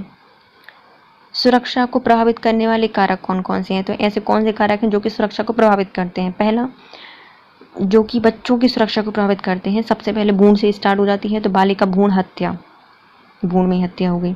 फिर वो बड़ी हुई तो मतलब छोटी सी जन्म हो गया, चलो, तो बालिका शिशु हत्या। फिर लैंगिक भेदभाव, फिर बच्चों का दुर्व्यवहार, कुपोषण की समस्या, कम उम्र में स्कूल छोड़ने का उच्च प्रतिशत, स्वच्छता का अभाव, शारीरिक और मानसिक निःशक्तता की कमी या बीमारी, ये सब क्या होती हैं? सुरक्षा के प्रभावित करने वाले कारक होते हैं। पहला कारक है बालिका भ्रूण हत्या, बालिका शिशु हत्या और लैंगिक भेदभाव, बच्चों के साथ दुर्व्यवहार, कुपोषण, कम उम्र में स्कूल छोड़ देने का प्रतिशत ज़्यादा, स्वच्छता का अभाव, शारीरिक और मानसिक निःशक्तता की बीमारी। समस्याएं कौन कौन सी हैं? तो पहली समस्या है जलवायु परिवर्तन। जलवायु परिवर्तन के कारण सूखे, बाढ़ की घटनाओं से में वृद्धि होती है और वैश्विक स्तर पर खाद्यान्न की कमी आ जाती है। तो क्या हो जाएगा? सूखा हो जाएगा, मतलब कुपोषण की बीमारी प्रॉब्लम होगी। तो पहली समस्या है जलवायु परिवर्तन, जिसमें सूखा, बाढ़ की घटना होगी, वैश्विक स्तर पर खाद्यान्न की कमी आ जाती है। प्रदूषण की समस्या, यूनिसेफ ने जल प्रदूषण, वायु प्रदूषण को बच्चों के लिए प्रमुख चुनौती माना है, क्योंकि बड़े सर्वाइव कर जाते हैं क्योंकि आदत हो गई है, लेकिन बच्चे नहीं कर पाते। तो यूनिसेफ के द्वारा जल प्रदूषण और वायु प्रदूषण को बच्चों के लिए प्रमुख चुनौती बताया है। प्रवसन, यूनिसेफ के अनुसार हजारों बच्चे बिना किसी वैधानिक अनुमति के परिवार के साथ या फिर परिवार के बिना अंतर्राष्ट्रीय प्रवसन करते हैं, मतलब यहाँ वाला से पलायन करते हैं। तो प्रवसन किसके द्वारा कहा गया है? यूनिसेफ ने कहा है कि हर साल हजारों बच्चे बिना वैधानिक अनुमति के माता पिता के साथ या माता पिता के बिना प्रवसन करते हैं, वो अंतर्राष्ट्रीय प्रवसन करते हैं। नागरिकता विहीन, तो प्रतिदिन जन्मे 4 में से 1 बच्चा नागरिकता विहीन होने के चलते जन्म प्रमाण पत्र अर्थात राष्ट्रीय पहचान पत्र से भी वंचित रह जाता है। तो कई बच्चे ऐसे हैं जो कि मतलब मम्मी पापा, मम्मी में से एक ही थी मम्मी, तो वो ही खत्म हो गई, तो क्या है, बच्चों का क्या प्रमाण पत्र ही नहीं बना, जन्म प्रमाण पत्र, तो राष्ट्रीय पहचान पत्र से वंचित रह जाएंगे। तो 4 में से 1 बच्चा ऐसा है जो कि नागरिक विहीनता के चलते जन्म प्रमाण पत्र से वंचित रहता है और राष्ट्रीय प्रमाण पत्र से भी वंचित रहता है।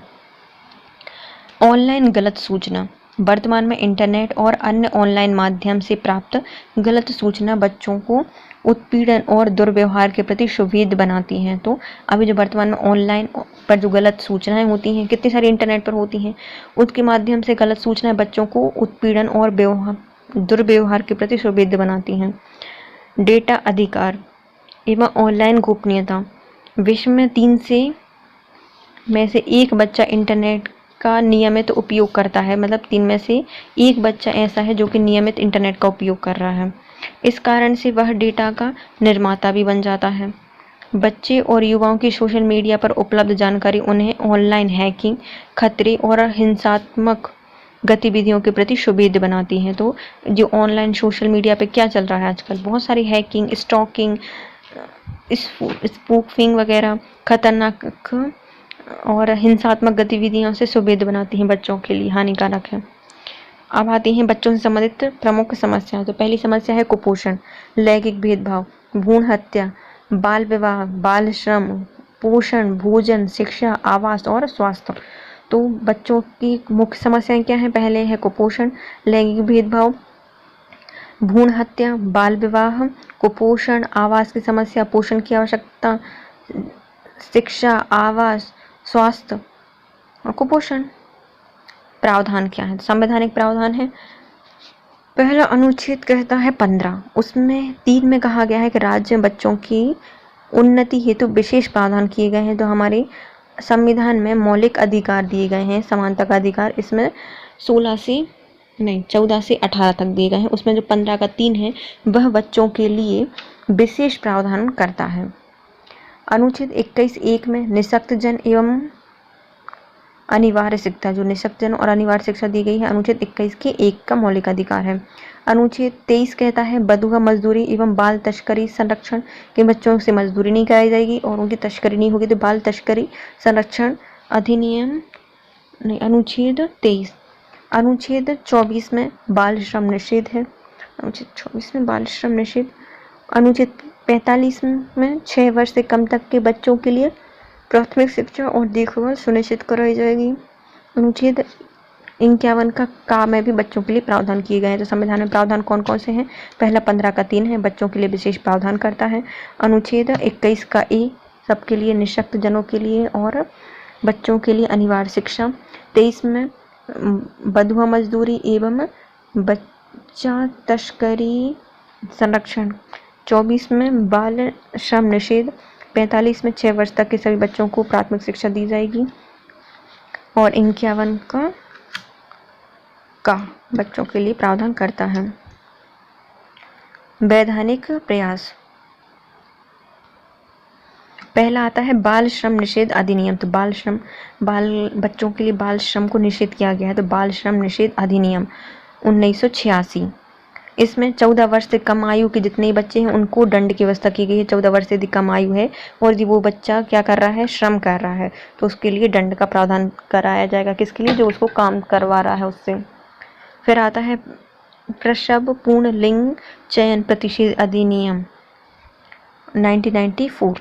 ये आया था, जो प्रसव से पूर्ण लिंग परीक्षण है, चयन प्रतिषेध कर दिया गया है, परीक्षण नहीं करा सकते, तो लिंग परीक्षण पर रोक लगाई है और दंड की व्यवस्था की गई है। किशोर न्याय बच्चों की देखभाल एवं रक्षण अधिनियम 2015 में, तो जो किशोर न्याय बच्चों की देखभाल एवं संरक्षण अधिनियम है 1915 में आया। इसमें किशोर न्याय बोर्ड बनाए गए थे, बाल कल्याण समिति की स्थापना की गई थी। तो किशोर न्याय बोर्ड बनाए गए और बाल कल्याण समिति की स्थापना की गई। यौन अपराध से बच्चों का संरक्षण अधिनियम 2015 में आया, जिसको पॉस्को कहा जाता है। यौन शोषण से संरक्षण और दंड का प्रावधान किया गया है। अनैतिक व्यापार निवारण अधिनियम 1986 में आया था और 1986 में श्रम निषेध अधिनियम भी आया था और उसी में आया था अनैतिक व्यापार निवारण अधिनियम भी आया था 1986 में। फिर आते हैं राष्ट्रीय बाल नीति, 2013 में आई थी बाल नीति। इसके प्रमुख 4 क्षेत्रों पर केंद्रित थी। पहली उत्तरजीविका, स्वास्थ्य एवं पोषण, शिक्षा विकास और संरक्षण भागीदारी। तो राष्ट्रीय बाल नीति में कितने प्रावधान आए थे? 13 में आया था और 4 प्रावधान थे। पहले था उत्तरजीविका, फिर स्वास्थ्य और पोषण, शिक्षा विकास और संरक्षण भागीदारी। वैधानिक प्रावधान क्या है? वैधानिक प्रावधान में सबसे पहले आता है बाल श्रम निषेध अधिनियम 1986। इसमें बच्चों से 14 वर्ष तक से कम बच्चों पर श्रम पर निषेध है और दंड का प्रावधान किया गया है। प्रसव पूर्ण लिंग चयन प्रतिषेध अधिनियम 1994, लिंग परीक्षण कर पर रोक लगाई गई थी और दंड का प्रावधान किया गया था। किशोर न्याय बच्चों की देखभाल एवं संरक्षण अधिनियम 1915 में आया था। जो जेल है ना, सुधार गृह होते हैं बच्चों के लिए, वो किशोर न्याय बच्चों की देखभाल एवं संरक्षण अधिनियम। इसमें किशोर न्याय बोर्ड की स्थापना की गई है और बाल कल्याण समिति की स्थापना की गई है। यौन अपराध से बच्चों का संरक्षण किया गया है, जो कि पॉस्को अधिनियम है 2015 में आया था, और यौन शोषण से रक्षा और दंड का प्रावधान। अनैतिक व्यापार निवारण अधिनियम 1986। राष्ट्रीय बाल नीति 2013 में आई थी। इसके मुख्यतः 4 प्रावधान थे। पहले उत्तरजीविका, कुपोषण एवं स्वास्थ्य, शिक्षा विकास एवं संरक्षण भागीदारी। संस्थागत प्रयास, संस्थागत कौन कौन से प्रयास किए गए हैं? पहले राष्ट्रीय बाल अधिकार संरक्षण आयोग 2005 में बनाया गया। कार्य क्या था? बाल के अधिकारों का संरक्षण करना, जो बालक हैं उनकी, और RTE right to education, POCSO अधिनियम की निगरानी करना, बाल अधिकारों के उल्लंघन की जांच करना, बच्चों के लिए संस्थानों का निरीक्षण करना और बाल अधिकारों के लिए अनुसंधान करना।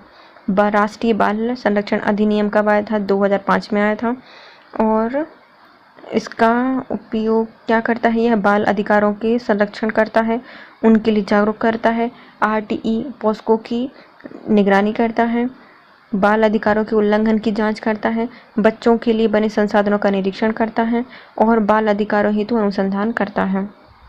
पॉस्को ई-बॉक्स क्या है? यौन अपराधों से बच्चों की सुरक्षा एवं शोषण की सूचना देने हेतु एक ऑनलाइन शिकायत पेटी है। शिकायत बाल आयोग में की जाती है। तो पॉस्को ई बोर्ड क्या है? तो जो यौन अपराध से बच्चों की सुरक्षा करने के लिए, शोषण की सूचना देने के लिए ऑनलाइन शिकायत पेटिका है, जिसमें ऑनलाइन शिकायत बाल आयोग को जाती है ऑनलाइन ई पोर्टल के द्वारा, पॉस्को ई बॉक्स के द्वारा।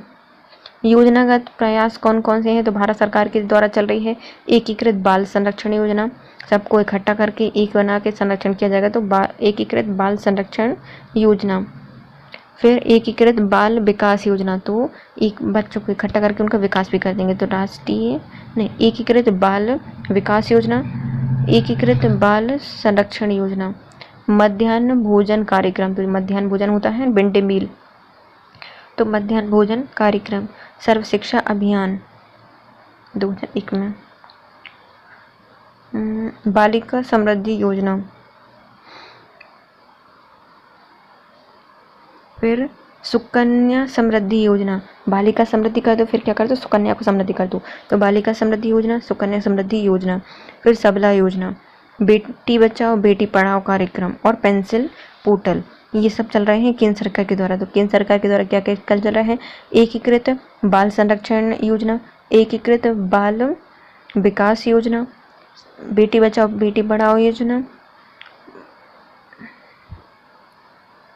मध्याह्न भोजन योजना, सर्व शिक्षा अभियान, बालिका समृद्धि योजना, सुकन्या समृद्धि योजना और पेंसिल पोर्टल। मध्य प्रदेश सरकार की योजना है, पहले बालों के लिए दी जाएगी संजीवनी, तो बाल संजीवनी अभियान, कुपोषण से बचाने के लिए। प्रोजेक्ट मुस्कान, प्रोजेक्ट शक्तिमान, सीएम बाल श्रवण उपचार योजना, लाडली लक्ष्मी योजना, लाडो मिशन, माँ मिशन, ममता अभियान, ये भी इन्हीं के लिए चल रहे हैं। ममता अभियान, माँ अभियान, पंख अभियान, तो मध्य प्रदेश सरकार के द्वारा चलाई जा रही है बाल संजीवनी कार्यक्रम, प्रोजेक्ट मुस्कान, प्रोजेक्ट शक्तिमान, सीएम बाल श्रवण उपकरण उपचार योजना, लाडली लक्ष्मी योजना और लाडो अभियान मध्य प्रदेश सरकार के द्वारा चलाए जा रहे हैं। केंद्र सरकार की फिर से देखिए क्या, एकीकृत बाल संरक्षण योजना, एकीकृत बाल विकास कार्यक्रम, मिड डे मील, बालिका समृद्धि योजना, सुकन्या समृद्धि योजना, बेटी बचाओ बेटी पढ़ाओ योजना, सर्व शिक्षा अभियान, सबला योजना और पेंसिल अभियान या पेंसिल पोर्टल। मध्य प्रदेश सरकार द्वारा बाल संजीवनी योजना, प्रोजेक्ट मुस्कान, प्रोजेक्ट शक्तिमान, सीएम श्रवण उपचार योजना, लाडली लक्ष्मी योजना और लाडो अभियान। फिर आती हैं महिलाएं, महिलाओं से जुड़ी हुई समस्याएं क्या हैं? तो पहले तो सबसे बड़ी है सामाजिक समस्या, भेदभाव, परिवार में समाज में समानता का अभाव है, घरेलू हिंसा मारपीट 28% महिलाओं के साथ होती है, बाल विवाह और पर्दा प्रथा सामाजिक स्तर पर सबसे बड़ी समस्या। फिर आती है व्यक्तिगत स्तर पर, तो व्यक्तिगत स्तर पर स्वास्थ्य का स्तर कमजोर होना, 52% कुपोषित हैं और रक्त अल्पता या फिर एनीमिया से पीड़ित महिलाएं हैं, संस्थागत प्रसव ना होना, मातृ मृत्यु दर बहुत ज़्यादा है, 122 महिलाएं हैं प्रति लाख पर। आर्थिक स्तर पर तो कार्यबल में कम भागीदारी है, उच्च स्तरीय पदों पर कम भागीदारी है, ज़्यादा पद उच्च स्तरीय पद नहीं मिलते, समान कार्य के लिए समान वेतन नहीं है, घरेलू कार्यों में भी मान्यता ना होना, तो घरेलू कार्यों को कार्य नहीं माना जाता, तो उसकी मान्यता की कमी। फिर आते हैं राजनीतिक स्तर पर, तो भागीदारी अत्यंत कम है, लोकसभा विधानसभा में मात्र 14% है, स्थानीय निकायों में वास्तविक अधिकार का ना होना, सरपंच पति होता है जैसी अवधारणा, और राजनीतिक जागरूकता के नहीं है। शैक्षणिक स्तर पर देखा जाए तो 65% शिक्षित हैं कुल अभी तक, उच्च शिक्षा में अत्यंत कम भागीदारी है, सिर्फ 11%, शैक्षणिक संस्थानों में बुनियादी सुविधाओं का अभाव है जैसे कि शौचालय और पेयजल की समस्या। तो मुख्यतः महिलाओं कौन कौन सी समस्या है? तो पहले आती है सामाजिक समस्या जो कि भेदभाव, समाज में परिवार में समानता का अभाव है, घरेलू हिंसा 28% महिलाएं हैं और बाल विवाह पर्दा प्रथा। व्यक्तिगत में शारीरिक स्वास्थ्य की कमी है, 52% महिला कुपोषित या फिर एनीमिया से पीड़ित हैं, संस्थागत प्रसव नहीं है, मातृ मृत्यु दर ज़्यादा है 122 से प्रति लाख पर। आर्थिक स्तर पर क्या हो जाएगा? कार्यबल में कमी है, उच्च शिक्षा या उच्च स्तरों पर पद नहीं मिलते, ज़्यादा समान कार्य के लिए समान वेतन नहीं है, घरेलू कार्य की मान्यता नहीं है। राजनीतिक स्तर पर क्या हो सकते हैं? भागीदारी अत्यंत कम है इनकी, लोकसभा विधानसभा में सिर्फ 14% ही है। स्थानीय निकायों में वास्तविक अधिकार का न होना, जैसे सरपंच पति, और राजनीतिक जागरूकता नहीं है। शैक्षणिक स्तर पर 65% शिक्षित हैं। उच्च शिक्षा में अत्यंत कम भागीदारी है, सिर्फ 11%। और शैक्षणिक संस्थानों में बुनियादी सुविधा का अभाव है, जैसे कि शौचालय और पेयजल वगैरह। फिर आते हैं प्रयास क्या चल रहे हैं। तो पहले संविधान में कुछ प्रावधान किए गए हैं। अनुच्छेद 15(3) कहता है महिलाओं के लिए विशेष प्रावधान दिए जाएंगे और बच्चों के लिए दिए जाएंगे। तो अनुच्छेद 15(3) कहता है कि महिलाओं के लिए विशेष प्रावधान है। अनुच्छेद 23 में दुर्व्यवहार एवं बाल श्रम से संरक्षण है। तो दुर्व्यवहार और बाल श्रम से संरक्षण है अनुच्छेद 23 में। फिर अनुच्छेद 39 के काम में दिया गया है कि महिला एवं पुरुषों को समान आजीविका में अवसर दिए जाने चाहिए। तो 34 कहता है अनुच्छेद, जो कि नीति निर्देशक सिद्धांत है, इसमें कहा गया है कि सभी के लिए, पुरुष महिलाओं को सभी के लिए समान आजीविका के अवसर होने चाहिए। अनुच्छेद 39 का डी कहता है कि राज्य महिलाओं के समान कार्य के समान वेतन सुनिश्चित करने चाहिए। अनुच्छेद 42 में कहा गया है कि कार्य की उचित एवं मानवीय स्थिति, मातृत्व लाभ हेतु प्रावधान किए जाएंगे। तो कार्य में जो उचित एवं मानवीय स्थिति है उसमें मातृत्व लाभ प्रदान किया जाएगा। अनुच्छेद 243 का डी और 243 का टी महिलाओं के लिए ग्राम पंचायत में और जो हमारे स्थानीय निकाय हैं उनके लिए आरक्षण की प्रावधान है, 33% का आरक्षण, लेकिन मध्य प्रदेश सरकार 50% आरक्षण देती है।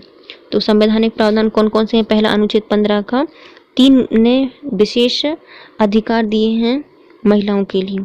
फिर आता है 39 का इसमें कहा गया है कि पुरुषों के लिए और महिलाओं के लिए समान आजीविका के अवसर दिए जाएंगे। 39 का डी कहता है कि समान कार्य के लिए समान वेतन महिला पुरुष दोनों के लिए। 23 में दुर्व्यवहार एवं बाल श्रम का संरक्षण है। 42 में कहा गया है प्रस्तुति सहायता एवं कार्यों की उचित मानवीय स्थिति के लिए मात्र लाभ हेतु प्रावधान है। अनुच्छेद 243 में डी में और 243 टी में अलग से आरक्षण दिया गया है महिलाओं के लिए। वैधानिक प्रावधान क्या है। मातृ लाभ संशोधन अधिनियम 2017 में क्या आया था, मातृ लाभ संशोधन अधिनियम किया गया था। इस अधिनियम के अनुसार प्रत्येक महिला को मिलने वाले जो मातृत्व अवकाश है उसकी अवधि को 12 सप्ताह से 26 सप्ताह कर दिया गया था। मतलब जो सप्ताह है, पहले 12 सप्ताह का लाभ या अवकाश दिया जाता था, अब कितने का दिया जाएगा, 26 सप्ताह का अवकाश दिया जाएगा मातृत्व अवकाश में। मातृत्व अवकाश संशोधन अधिनियम 2017 के द्वारा इस महिलाओं के लिए कुछ और भी वैधानिक प्रावधान किए गए हैं, जैसे कि दहेज प्रतिषेध अधिनियम 1961, अनैतिक व्यवहार दुर्व्यवहार रोकथाम अधिनियम 1986, राष्ट्रीय महिला आयोग अधिनियम 1990, घरेलू हिंसा अधिनियम 2005, कार्यस्थल पर महिलाओं के साथ यौन उत्पीड़न रोकथाम निषेध निवारण अधिनियम 2013। तो महिलाओं के लिए अलग अलग अधिनियम पहले आते हैं। मातृत्व अवकाश संशोधन अधिनियम 2017, उसके बाद आता है दहेज निषेध अधिनियम 1961, अनैतिक व्यवहार रोकथाम अधिनियम 1986, राष्ट्रीय महिला आयोग अधिनियम 1990, घरेलू हिंसा अधिनियम 2015, कार्यस्थल पर महिलाओं के साथ यौन उत्पीड़न रोकथाम निषेध एवं निवारण अधिनियम 2013। संस्थागत प्रयास। राष्ट्रीय महिला आयोग 1990 में अधिनियम आया था राष्ट्रीय महिला आयोग का। इसकी स्थापना 1992 को की गई थी। उद्देश्य था महिलाओं हेतु संवैधानिक और कानूनी प्रावधानों की समीक्षा करना, वैधानिक उपायों की अनुशंसा करना और शिकायतों का निवारण करना और सुरक्षा करना। ये कार्य क्या करता है राष्ट्रीय महिला आयोग, तो ये क्या करता है, महिलाओं हेतु संवैधानिक और कानूनी प्रावधान है उनकी समीक्षा करता है, वैधानिक उपायों की अनुशंसा करता है और शिकायतों का निवारण एवं सुरक्षा करता है। कार्य क्या करता है, ये उद्देश्य है उसके कि वैधानिक कानूनी प्रावधानों की समीक्षा करेगा, वैधानिक उपायों की अनुशंसा करेगा, शिकायत का निवारण एवं सुरक्षा करेगा। कार्य क्या करता है, शिकायतों की जांच एवं स्वतः संज्ञान लेगा, कानूनों पर अध्ययन अनुसंधान समीक्षा एवं संवर्धन कार्य करेगा, महिला संरक्षण गृह जैसे कि वन स्टॉप क्राइसिस सेंटर का निर्माण करेगा। तो कार्य क्या करता है? उनकी जांच करेगा, उनकी संज्ञान लेगा, कानूनों का अनुसंधान, समीक्षा और संवर्धन कार्य करेगा। महिला संरक्षण गृह जैसे वन स्टॉप क्राइसिस सेंटर का निर्माण करता है। शक्तियाँ कितनी बार होती हैं इनके पास? तो सिविल न्यायालय की शक्तियाँ होती हैं, समन जारी कर सकता है, गवाही ले सकता है और साक्ष्य प्राप्त कर सकता है। तो क्या कर सकता है? पहले तो सिविल न्यायालय की शक्तियाँ होती हैं, संज्ञान ले सकता है, गवाही ले सकता है और समक्ष या फिर साक्ष्य पेश करने के लिए कह सकता है। कार्य देखो, पहले आते हैं राष्ट्रीय महिला आयोग। 1990 का अधिनियम है, 1952 में बना था। उद्देश्य था महिलाओं की जितनी भी संवैधानिक और जो कानूनी प्रावधान है उनकी समीक्षा करना, वैधानिक उपाय की अनुशंसा करना, शिकायतों का निवारण और सुरक्षा करना। कार्य करता है, शिकायतों की जांच करता है और संज्ञान लेता है, कानूनी अनुसंधान की समीक्षा करता है और संवर्धन करता है। महिला संरक्षण गृह जैसे कि वन स्टॉप क्राइसिस सेंटर की स्थापना करने के लिए भी निर्माण कराता है। शक्तियाँ सिविल न्यायालय की होती हैं, संज्ञान जारी कर सकता है, गवाही ले सकता है, साक्ष्य पेश करवा सकता है। योजनागत प्रयास, तो कौन कौन सी योजनाएं चलाई जा रही हैं नारियों के लिए, महिलाओं के लिए? तो भारत सरकार के द्वारा चलाया जा रहा है मिशन इंद्रधनुष, बेटी बचाओ बेटी पढ़ाओ, सुकन्या समृद्धि योजना, पीएम कौशल विकास योजना 50% महिलाओं के लिए दिया जाता है, one stop crisis centre, startup योजना 2016, उज्ज्वला योजना 2016, महिला ई हार्ट मातृत्व लाभ कार्यक्रम 2017, सी बॉक्स सबला योजना और पीएम मातृत्व वंदना योजना। तो भारत सरकार के द्वारा बहुत सारी योजनाएं चलाई जा रही हैं। जैसे कि पहले देखो, बच्ची हुई तो उसके लिए क्या हो जाएगा? वैक्सीनेशन के लिए इंद्रधनुष योजना। फिर उनको पढ़ाई स्टार्ट करेंगे तो बेटी बचाओ बेटी पढ़ाओ योजना। फिर उसकी समृद्धि के लिए सुकन्या समृद्धि योजना और सुकन्या समृद्धि योजना। फिर उन समृद्ध हो गई वो पढ़ने के बाद, फिर उनको कौशल सिखाया जाएगा, तो पीएम कौशल विकास योजना। फिर वो जॉब करेगी तो वन स्टॉप क्राइसिस योजना या सेंटर, स्टार्टअप योजना, उज्ज्वला योजना घरेलू के लिए, महिला ई हार्ट योजना, मातृत्व लाभ कार्यक्रम, सी बॉक्स सबला योजना और पीएम मातृत्व वंदना योजना। ये सब भारत सरकार के द्वारा महिलाओं के लिए चलाई जाने वाली योजनाएं हैं। फिर आती है मध्य प्रदेश में कौन कौन सी योजना चल रही हैं? तो लाडली लक्ष्मी योजना शिक्षा एवं सर्वग्रामीण विकास के लिए, मुख्यमंत्री कन्यादान योजना, गौरवी अभियान 2014 में आया, यौन शोषण की शिकायत पीड़ित की आर्थिक और शारीरिक सामाजिक पुनर्वास के लिए आई थी गौरवी अभियान, ममता अभियान, बेटी बचाओ बेटी पढ़ाओ अभियान, लाडो अभियान, लालिमा अभियान, जननी सुरक्षा योजना और महिला बाल सशक्तिकरण योजना। तो महिलाओं के लिए मध्य प्रदेश सरकार के द्वारा चलाई जा रही है लाडली लक्ष्मी योजना, लालिमा योजना, जननी सुरक्षा योजना, लाडो अभियान, महिला विकास सशक्तिकरण, ममता अभियान, बेटी बचाओ बेटी पढ़ाओ अभियान, गौरवी अभियान और मुख्यमंत्री कन्यादान अभियान, यह योजना। विस्थापन, विस्थापन का अभिप्राय अपने मूल स्थान से अन्यत्र प्रवास करने से है। भारत में विस्थापन एवं पुनर्वास परस्पर जुड़ी हुई समस्याएं हैं। तो विस्थापन या फिर पुनर्वास क्या है? तो ये किसी भी एक स्थान से या अपने मूल स्थान से अन्य स्थान पर प्रवास करने को क्या कहा जाता है? प्रवासन या फिर विस्थापन कहा जाता है। उसके बाद क्या होता है? पुनर्वास होता है। तो ये दोनों क्या है? आपस में जुड़ी हुई समस्याएं हैं दोनों। स्थिति क्या है? International displacement monitoring centre IDMC की रिपोर्ट के अनुसार global report on internal displacement 2020 के अनुसार भारत में प्रति वर्ष औसतन लगभग 5 मिलियन लोग प्रतिस्थापित करते हैं। राजनीतिक और चुनावी हिंसा के कारण प्रति वर्ष औसतन लगभग 7,500 लोग प्रतिस्थापन या फिर विस्थापित होते हैं। तो किसके द्वारा बताया गया है? तो जो इंटरनेशनल की मॉनिटरिंग की जाती है ना डिस्प्लेसमेंट की, तो इंटरनेशनल डिस्प्लेसमेंट मॉनिटरिंग सेंटर के द्वारा रिपोर्ट जारी की गई है, जिसमें बताया गया है 2022 या 20 तक की रिपोर्ट है ये। इनमें कहा गया है कि हर साल 5 मिलियन लोग औसतन प्रतिस्थापन या फिर विस्थापित करते हैं एक स्थान से दूसरे स्थान पर। और जो राजनीतिक और चुनावी हिस्सा है उसके कारण हर साल 7,500 लोग विस्थापित होते हैं। इनके दो स्वरूप हो सकते हैं, एक छोटे स्तर पर इनका विस्थापन होता है और एक होता है बड़े स्तर पर। छोटे स्तर पर क्या होगी, भूमि हस्तांतरण के पारंपरिक तत्व, साहूकार, मध्यस्थ, गरीबी आदि के कारण जनजाति का विस्थापन हो जाना। तो कोई भी भूमि स्थानांतरित की परंपरा होती है, जैसे पहले तो उनकी धूम खेती पाई जाती है, इतनी ज़्यादा इनकी मतलब पारंपरिक खेती करते हैं तो ज़्यादा आय नहीं होती, तो साहूकार, मध्यस्थ और जो गरीबी के कारण भी अपनी भूमि स्थानांतरित कर देते हैं और जनजाति अन्य जगह पर विस्थापित हो जाती है। बड़े स्तर पर क्या हो सकता है, तो जो बड़ी बड़ी परियोजनाएं चल रही हैं, अवसंरचना का विकास हो रहा है, उससे संबंधित परियोजना के कारण भी विस्थापन होता है। मतलब एक इंसान का विस्थापन नहीं हो रहा, या फिर एक इंसान शहर से गाँव नहीं जा रहा, या फिर गाँव से शहर नहीं आ रहा, या फिर एक गाँव से दूसरी जगह नहीं जा रहा, बल्कि पूरा गांव का गांव एक जगह से उठ के दूसरी जगह पर विस्थापित हो जाता है। तो ये बड़ी बड़ी अवसंरचनाओं के कारण होता है। तो स्वरूप कितने हैं, दो प्रकार के होते हैं, एक छोटा स्वरूप, एक है बड़ा स्वरूप। छोटे स्वरूप में क्या होता है, एक कोई परिवार कृषि हस्तांतरण तथा साहूकार, जमींदार या फिर गरीबी के कारण जनजातियों का प्रवासन या फिर विस्थापन होता है। बड़े स्तर पर क्या होती है, अवसंरचना की जो परियोजनाएं होती हैं उनके कारण ये विस्थापित होती हैं। फिर आते हैं विस्थापन के कारण क्या क्या हैं, तो विभिन्न विशेष विकासात्मक परियोजनाएं हैं विभिन्न, और एक आती हैं सामाजिक आर्थिक कारण।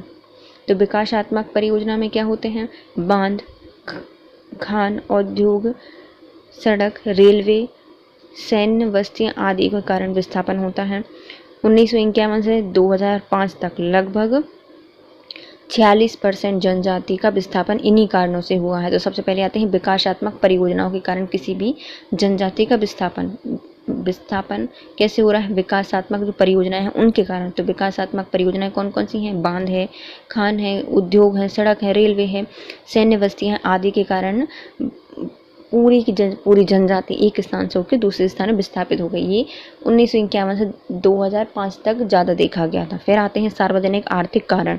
इसमें संसाधन, आर्थिक स्रोतों की अनुपलब्धता हो जाती है, या फिर आपदाओं की निरंतरता, गरीबी या फिर ऋणग्रस्तता के कारण ही विस्थापन हो जाता है। जैसे कि कई जगह जैसे क्षेत्र हैं जहाँ पे हर साल बाढ़ आती है, पूरी किसान या फिर पूरी खेती, गांव, घर सब बह जाता है, तो उससे भी लोग क्या होते हैं, विस्थापित हो जाते हैं कहीं और।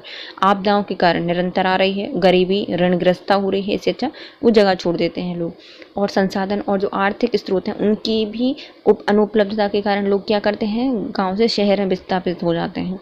तो ये क्या होते हैं, सामाजिक आर्थिक कारण। अब आते हैं भूमि अधिग्रहण क्या कहलाता है। वह प्रक्रिया जिसके तहत केंद्र या राज्य सरकार सार्वजनिक हित से प्रेरित होकर क्षेत्र के बुनियादी विकास, औद्योगिकरण या फिर अन्य गतिविधियों के लिए नियम अनुसार नागरिकों की निजी संपत्ति का अधिग्रहण करती है। इसके साथ ही इस प्रक्रिया से प्रभावित होने वाले लोगों को उनकी भूमि के मूल्य के साथ उनके पुनर्वास के लिए भी मुआवजा प्रदान किया जाता है। तो ये भूमि अधिग्रहण क्या है, तो भूमि स्थानांतरित नहीं हो रही, क्या हो रही, अधिग्रहण की जा रही है। किसके द्वारा, केंद्र या राज्य सरकार के द्वारा। क्यों, तो सार्वजनिक हितों के से प्रेरित होकर उस क्षेत्र में बुनियादी विकास किया जाएगा, औद्योगिकरण या फिर अन्य गतिविधियों का नियम अनुसार नागरिकों की निजी संपत्ति का अधिग्रहण किया जाता है, नियम के अनुसार किया जाता है। इसके साथ ही इस प्रक्रिया से प्रभावित होने वाले जो लोग हैं उनके लिए भूमि की मूल्य दिया जाएगा और उसके साथ उनको पुनर्वास की सुविधा और मुआवजा भी प्रदान किया जाएगा। प्रभाव और परिणाम क्या होते हैं, तो किसी भी जनजाति के विस्थापित होने से क्या प्रभाव होता है या फिर क्या परिणाम होते हैं। पहले तो वो विस्थापित हो गए तो उनके पास ज़्यादा जितने भी उनको मुआवजा मिलता है ना, तो वो उड़ाऊ होते हैं, उड़ा देते हैं, मोस्टली लोग उड़ा देते हैं। बहुत कम लोग होते हैं जो कि उसको उद्योग या फिर अच्छी जगह पर लगा पाते हैं, या फिर उतना ज्ञान नहीं होता उनके पास, जागरूकता नहीं होती, तो इसलिए जो कैश उनके पास होता है या मुआवजा होता है वो मोस्टली खर्च हो जाता है। तो उससे बड़ी समस्या आएगी गरीबी। सीमांतीकरण में वृद्धि आ जाती है, तो उनकी सीमा ही नहीं पता है क्या है, तो सीमांतीकरण में वृद्धि और गरीबी। जनजाति पारिवारिक संबंधों का बिखराव हो जाता है कि कोई व्यक्ति अब एक जगह पर एक गांव में इतने साल से रह रहा है, वो विस्थापित हो गया तो उसके परिवार जन संबंधों के बिखराव आ जाता है ना, तो जनजातीय पारिवारिक संबंधों का बिखराव हो जाता है। उत्पादन पद्धति, बाजार एवं व्यापार व्यवस्था का बिखराव हो जाता है कि अब जिस बाजार में वो हमेशा से जाते थे वो वहाँ से दूसरी जगह दूर पड़ जाएगा उनको परिवहन। की भी लागत आएगी, वहाँ पे बाजार हुए नहीं हुए। तो ये उत्पादन पद्धति, बाजार, व्यापार व्यवस्था का बिखराव होता है। मुआवजा राशि का बिखराव में उपयोग, तो जो मुआवजे वगैरह राशि होती है उसका भी बिखराव हो जाता है उसके उपयोग में। सांस्कृतिक धार्मिक स्थलों का विनाश हो जाता है कि वो जिस भगवान की पहले पूजा कर रहे थे, पेड़ की पूजा कर रहे थे, वो तो सब गए। तो ये क्या होते हैं, उनकी सांस्कृतिक धार्मिक स्थलों का भी विनाश हो जाता है। तो इसके प्रभाव क्या पड़ते हैं, गरीबी और सीमांतीकरण में वृद्धि होती है, जनजातियों के पारिवारिक संबंध में बिखराव आता है, उत्पादन पद्धति, बाजार, व्यापार व्यवस्था का बिखराव होता है, मुआवजा राशि का बिखराव बिखराव, और जो उनके धार्मिक स्थल होते हैं उनका भी विनाश हो जाता है।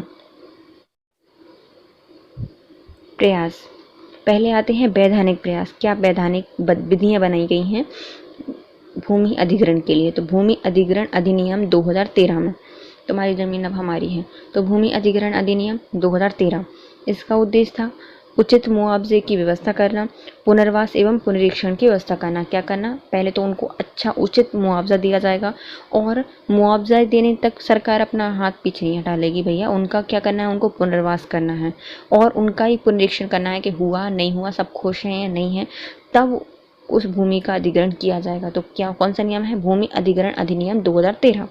इसका उद्देश्य क्या है, तो उचित मुआवजे की व्यवस्था करना, दूसरा पुनर्वास और पुनरीक्षण की व्यवस्था करना। प्रावधान क्या किए गए हैं इसमें, भूमि अधिग्रहण से पहले सार्वजनिक लेख परीक्षण किया जाएगा। तो भूमि अधिग्रहण से पहले क्या किया जाएगा, एक सार्वजनिक लेख का परीक्षण किया जाएगा। सहमति की अनिवार्यता, भूस्वामी की सहमति, तो इसमें जो सहमति की अनिवार्यता कर दी गई है, तो ये नहीं कि पूरा गांव या सरपंच सहमत होगा, नहीं, जो भूमि का स्वामी है वो सहमत होना चाहिए, तो भूमि के स्वामी की सहमति। तीसरा, भूमि अधिग्रहण की सीमा, जैसे कि बहुफसलीय कृषि भूमि का अधिग्रहण केवल विशेष परिस्थितियों पर और एक सीमा तक ही किया जाएगा। तो जहाँ पर बहुत ज़्यादा बहुफसलीय कृषि है, भूमि अच्छी है, उपजाऊ भूमि है, तो उस भूमि का अधिग्रहण नहीं किया जाएगा। कब तक, कोई विशेष परिस्थिति होगी तभी उसका किया जाएगा, वो भी एक सीमा तक, क्योंकि जनसंख्या जितनी स्पीड से बढ़ रही है तो खाद्यान्न हम इतना नहीं, पर्याप्त नहीं हो पाएगा। तो जो भूमि है हमें उसको भी तो बचाना है कि हमारा खाद्यान्न हो पाए अच्छे से। उत्पादन क्षमता, अब जो अच्छी उपजाऊ भूमि है हम उसी को नष्ट कर देंगे तो क्या होगा, तो इसलिए जो बहुफसलीय कृषि भूमि होती है उसका अधिग्रहण नहीं किया जाएगा, केवल कब किया जाएगा, विशेष परिस्थितियों में। और भूमि का क्या किया जाएगा, विशेष परिस्थितियों पर ही एक सीमा तक ही अधिग्रहण किया जाएगा। भूमि उपयोग की सीमा या जो समय सीमा है उसका 5 वर्षों तक अधिग्रहण ना होने पर पुनः लौटाने का प्रावधान किया गया। यदि भूमि अधिग्रहण किया गया है और 5 वर्ष तक उसका अधिग्रहण नहीं कर पाए हैं तो उसका क्या किया जाएगा, उन्हें पुनः वापस लौटा दिया जाएगा। विशेष क्या है, 2015 में इसे फिर से संशोधन कर दिए गए हैं। तो भूमि अधिग्रहण अधिनियम 2013 में आया था। इसमें मुख्यतः 2 उद्देश्य थे, उचित मुआवजा देना और पुनर्वास और पुनरीक्षण की व्यवस्था करना। प्रावधान किए गए थे इसमें 4। पहला, भूमि अधिग्रहण करने से पहले सार्वजनिक लेख तैयार किया जाएगा। भूमि अधिग्रहण में जो भूस्वामी है उसकी सहमति पर भी होगा। भूमि ग्रहण की जो सीमा है, यदि बहुफसलीय भूमि है तो उसका अधिग्रहण नहीं किया जाएगा, यदि किया जाएगा तो बहुत विशेष परिस्थितियों में किया जाएगा और एक सीमा तक ही किया जाएगा। और यदि अधिग्रहण 5 वर्षों तक नहीं होता तो भूमि उन्हें पुनः वापस लौटा दी जाएगी। और वर्ष 2015 में इसमें फिर से संशोधन हो चुके हैं। फिर आते हैं पुनर्विस्थापन एवं पुनर्वास नीति 2007। पुनर्स्थापन, विस्थापन और पुनर्वास नीति 2007। उद्देश्य क्या है इसका, परियोजना से प्रभावित परिवार की विस्थापन पूर्व आर्थिक सहायता करना। मतलब कोई भी परियोजना है वह शुरू होने से पहले जो परिवार है उसको विस्थापन से पूर्व, मतलब यहाँ से विस्थापित नहीं हुए हैं उससे पहले उनको आर्थिक सहायता दे दी जाएगी। उनकी परिवार परियोजना से प्रभावित लोगों का एक समूह में प्रवसन होगा। तो देखो, कोई भी व्यक्ति जब एक गांव से दूसरे गांव जाएगा तो उसका मानसिक या फिर जो मेंटलिटी थोड़ी सी चेंज हो जाती है। इसलिए क्या, एक पूरा का पूरा गांव ही विस्थापित कर दिया जाता है। अकेले एक इंसान को नहीं भेजाते बल्कि पूरा ही गांव का पुनर्वास किया जाता है, वो भी दूसरे स्थान पर बिल्कुल वैसे ही उसको स्थापित किया जाता है। भौतिक पुनर्वास के साथ साथ सामुदायिक सेवाएं भी उपलब्ध कराई जाती हैं। तो जैसी गलियां, जैसा घर, जैसा मंदिर यहाँ इस वाले गांव में था, वैसे ही जब पुनर्वास होगा तो वैसे ही सब कुछ बनाया जाएगा। उतनी दूर पे वैसे उनके पड़ोसी रखे जाएंगे, सब चीज़। क्योंकि वह उनकी मानसिक कनेक्शन या फिर संबंध के लिए। फिर भौतिक पुनर्वास के साथ साथ उनमें क्या किया जाएगा, जो सामुदायिक सेवाएं हैं वो उपलब्ध कराई जाएंगी, जैसे नर्स हो गई, आशा कार्यकर्ता हो गई, ये सब उनके लिए उपलब्ध कराई जाएंगी। जितनी भी उनके लिए सुविधाएं हैं, अस्पताल वगैरह हैं, जो आवश्यकता है उनके लिए वो सेवाएं उपलब्ध कराई जाएंगी। प्रभावित परिवार को पुनर्वास में भागीदारी सुनिश्चित करना, जो प्रभावित परिवार है उनके पुनर्वसन में भागीदारी सुनिश्चित करना, कि मतलब वो भागीदार हों इसमें। प्रावधान किया गया है इसमें भूधारकों की भूमि आवंटन, पुनर्वास एवं सहायता अनुदान, मुआवजा, भूमि अधिग्रहण अधिनियम के अनुसार, नागरिक सुविधाएं, वो भी पंचायत घर और औषधालय और प्राथमिक विद्यालय यहाँ पे स्थापित की जाएंगी। तो पहले आता है पुनर्वास विस्थापन एवं पुनर्वास नीति 2007। इसका उद्देश्य था कि परियोजना से प्रभावित परिवारों को विस्थापन से पूर्व ही उनकी मुआवजा राशि दे दी जाएगी। और जो विस्थापन है, किसी परिवार का परियोजना से प्रभावित परिवार को एक समूह के रूप में विस्थापित किया जाएगा। भौतिक पुनर्वास के साथ साथ उनके लिए सामुदायिक सेवाएं भी उपलब्ध कराई जाएंगी। प्रभावित परिवारों के लिए पुनर्वसन में भागीदारी सुनिश्चित की जाएगी।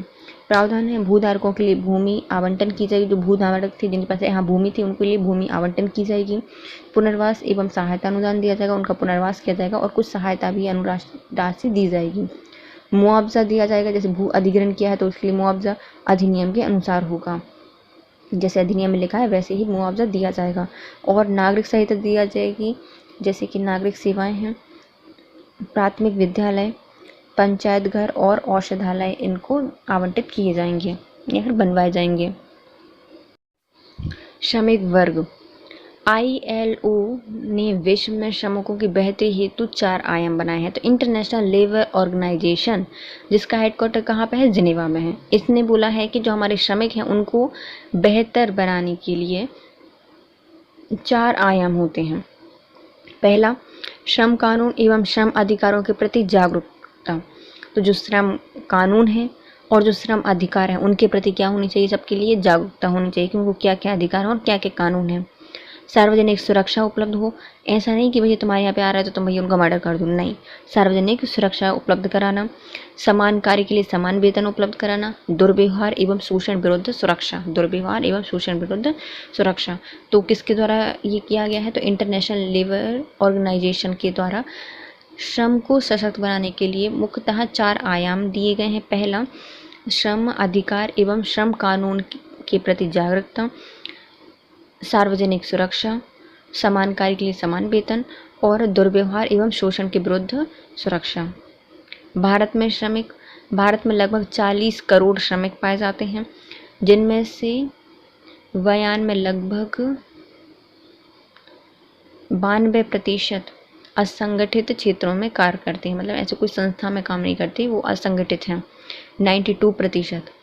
असंगठित क्षेत्र में महिला कामगारों की जो संख्या है वह है 48.5%, उसमें भी 48.5% महिलाएं आती हैं। तो हमारे भारत में कितनी श्रमिक हैं, तो हैं 40 करोड़ श्रमिक पाए जाते हैं, उनमें से 92% लोग असंगठित क्षेत्रों में कार्य करते हैं, उनमें भी 48.5 महिलाएं हैं।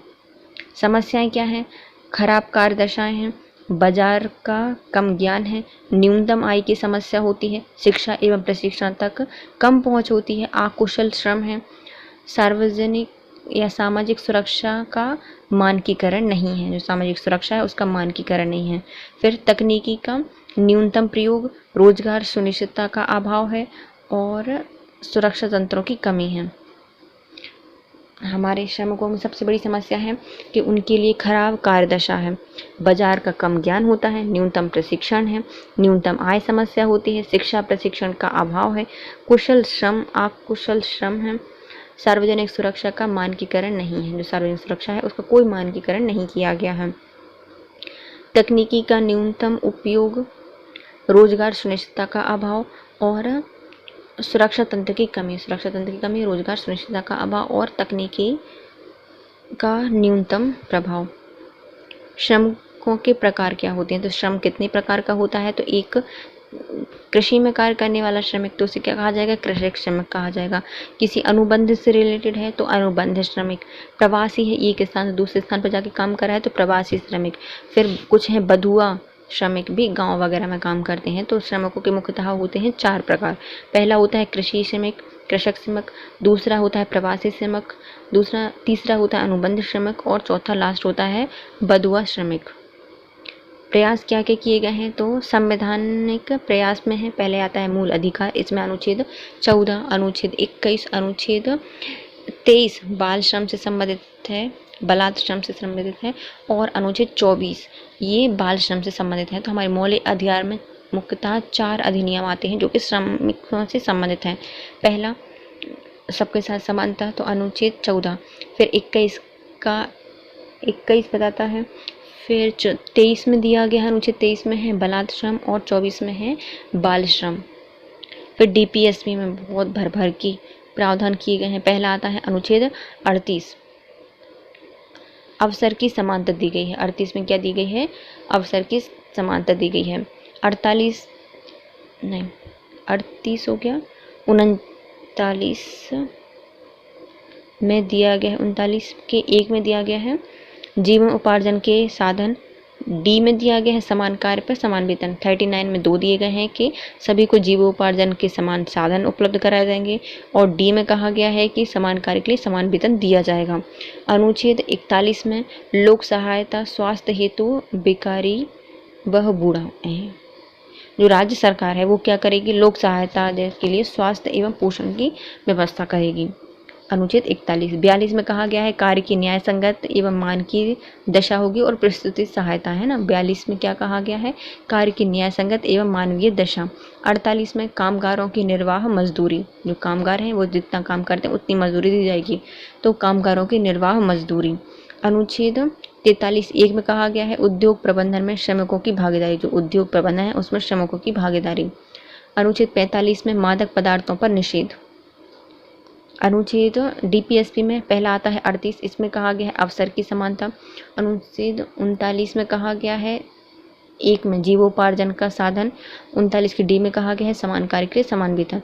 41 में लोक सहायता स्वास्थ्य हेतु बेकारी वह मतलब दिया जाएगा उनको। 42 में दिया गया है कार्य करने के लिए मानव संगत एवं मानवीय दशा, न्याय संगत मानवीय दशा। 48 में कामगारों की निर्वाह मजदूरी।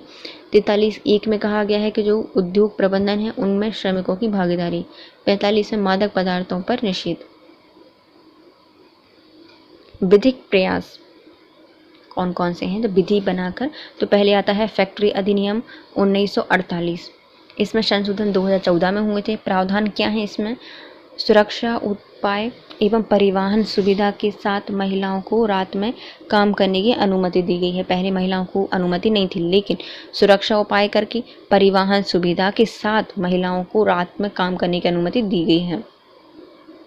ओवर टाइम में वृद्धि करके 50 घंटे से 100 घंटे कर दिए गए हैं। ओवर टाइम में वृद्धि करके 50 घंटे 100 घंटे काम करने का प्रावधान कर दिया गया है। कारखाने के विस्तार हेतु 100 प्रमाणन का प्रावधान किया गया है। जो कारखाने हैं उसका यदि विस्तार करना है तो क्या करना पड़ेगा, 100 प्रमाणन का प्रावधान कर दिया गया है। 200 कामगारों का एक आराम कक्ष होगा, तो जो 200 कामगार हैं उनके लिए क्या बनाया जाएगा, एक आराम कक्ष बनाया जाएगा। प्रावधान क्या क्या किए गए हैं, तो मुख्यतः किए गए हैं 4। पहले आता है सुरक्षा और परिवहन की सुरक्षा सुनिश्चित करके ही महिलाओं को रात में काम करने की अनुमति है। ओवर टाइम को 50 घंटे से 100 घंटे कर दिया गया है, और यदि कारखाने का विस्तार करना है तो 100 प्रमाणन का प्रावधान करना पड़ेगा, और 200 कामगारों के लिए एक आराम गृह बनवाना पड़ेगा या आराम कक्ष।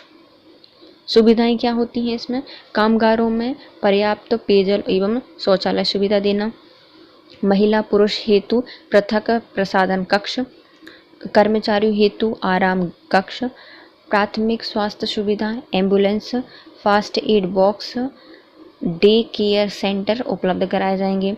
30 से अधिक महिला कामगारों होने पर उनके लिए झूला घर दिया जाएगा। यदि 30 से अधिक महिलाएं कामगार कार्य कर रही हैं तो उन्हें क्या दिया जाएगा, एक झूला घर दिया जाएगा। आराम एवं भोजन करने हेतु पृथक पृथक कमरे होंगे। कल्याण अधिकारी की नियुक्ति की जाएगी, तो जो सबका कल्याण करता फिरेगा। तो क्या क्या प्रावधान किए गए हैं? पहला देखो, कामगारों के लिए पर्याप्त शौचालय की व्यवस्था और पेयजल की व्यवस्था होनी चाहिए। फिर महिला पुरुषों के लिए अलग अलग प्रसाधन कक्ष होने चाहिए। कर्मचारियों के लिए आराम गृह होनी चाहिए, उनको खाना खाने और आराम गृह अलग अलग होने चाहिए, मतलब कक्षा। यदि 30% से अधिक महिलाएं या 30 से अधिक महिलाएं हैं तो एक झूला घर होना चाहिए। प्राथमिक स्वास्थ्य सुविधाएं जैसे कि ambulance, first aid box, day care centre और एम्बुलेंस ये उपलब्ध होनी चाहिए। कल्याणकारी अधिकारी की नियुक्ति की जानी चाहिए।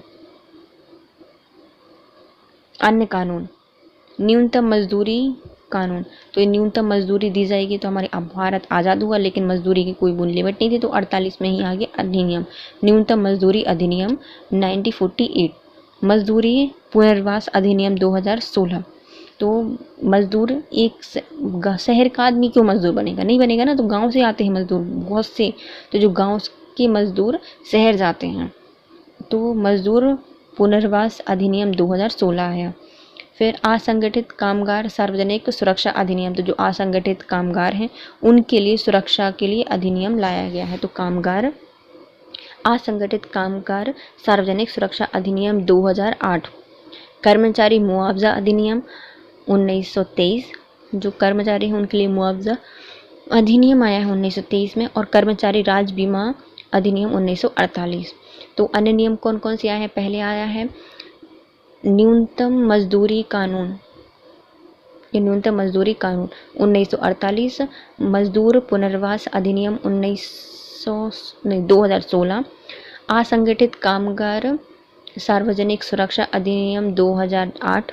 कर्मचारी मुआवजा अधिनियम 1923 मुआवजा के लिए। और कर्मचारी राज्य बीमा अधिनियम 1948 में 2 आए हैं। एक न्यूनतम मजदूरी करके वो रखेगा कहाँ आए, तो रखेगा बीमा करवा लेगा ना, कर्मचारी राज्य बीमा अधिनियम 1948 और न्यूनतम मजदूरी कानून 1948। और कानून या कर्मचारी मुआवजा अधिनियम 1923। महिला श्रमिकों हेतु कुछ कानून बनाए गए हैं। पहला आता है समान वेतन अधिनियम 1976। समान वेतन समान कार्य के लिए अधिनियम बनाया गया है 1976, समान वेतन अधिनियम। विशाखा गाइडलाइन 1997 में आई थी, विशाखा गाइडलाइन। कार्यस्थल पर यौन उत्पीड़न एवं रोकथाम अधिनियम 2013 में आया। तो महिलाओं के लिए प्रमुखतः 3 अधिनियम आए हैं। पहला समान कार्य के लिए समान वेतन सुनिश्चित करने के लिए अधिनियम आया था 1976 में। फिर आता है विशाखा गाइडलाइन आई 1997 में। कार्यस्थल पर यौन उत्पीड़न रोकथाम अधिनियम 2013 आया। अब आते हैं योजनागत प्रयास कौन कौन से किए गए हैं, जो योजना बना के किए गए हैं। तो राष्ट्रीय स्वास्थ्य बीमा योजना 2008 से 2009। तो राष्ट्र में स्वास्थ्य बीमा कराया गया है कृषक या श्रमिकों का 2008 और 9 में। दीनदयाल उपाध्याय सत्यमेव जयते कार्यक्रम 2014। दीनदयाल उपाध्याय सत्यमेव जयते कार्यक्रम 2014 जो श्रम कानून है और श्रमिक हैं उनकी स्थिति को सुधार करने के लिए स्टार्ट किया गया था। इनकी विशेषता है कि यह श्रम सुविधा पोर्टल है, श्रमिक पहचान संख्या, यूनिवर्सल अकाउंट नंबर और प्रशिक्षु प्रोत्साहन योजना। तो कौन कौन सी हैं दीनदयाल उपाध्याय योजना के अंतर्गत? पहले इसमें जो श्रम सुविधा पोर्टल स्थापित की जाएगी, श्रम पहचान संख्या दी जाएगी, यूनिवर्सल अकाउंट नंबर बनाया जाएगा और प्रशिक्षु प्रोत्साहन योजना। पीएम रोजगार प्रोत्साहन योजना। पीएम रोजगार प्रोत्साहन योजना श्रमिकों को सार्वजनिक सुरक्षा और लाभ प्रदान करने के लिए स्टार्ट की गई थी। श्रमिकों को सार्वजनिक या सामाजिक सुरक्षा और लाभ प्रदान करने के लिए स्टार्ट की गई थी पीएम रोजगार प्रोत्साहन योजना। बधुआ मजदूर पुनर्वास योजना।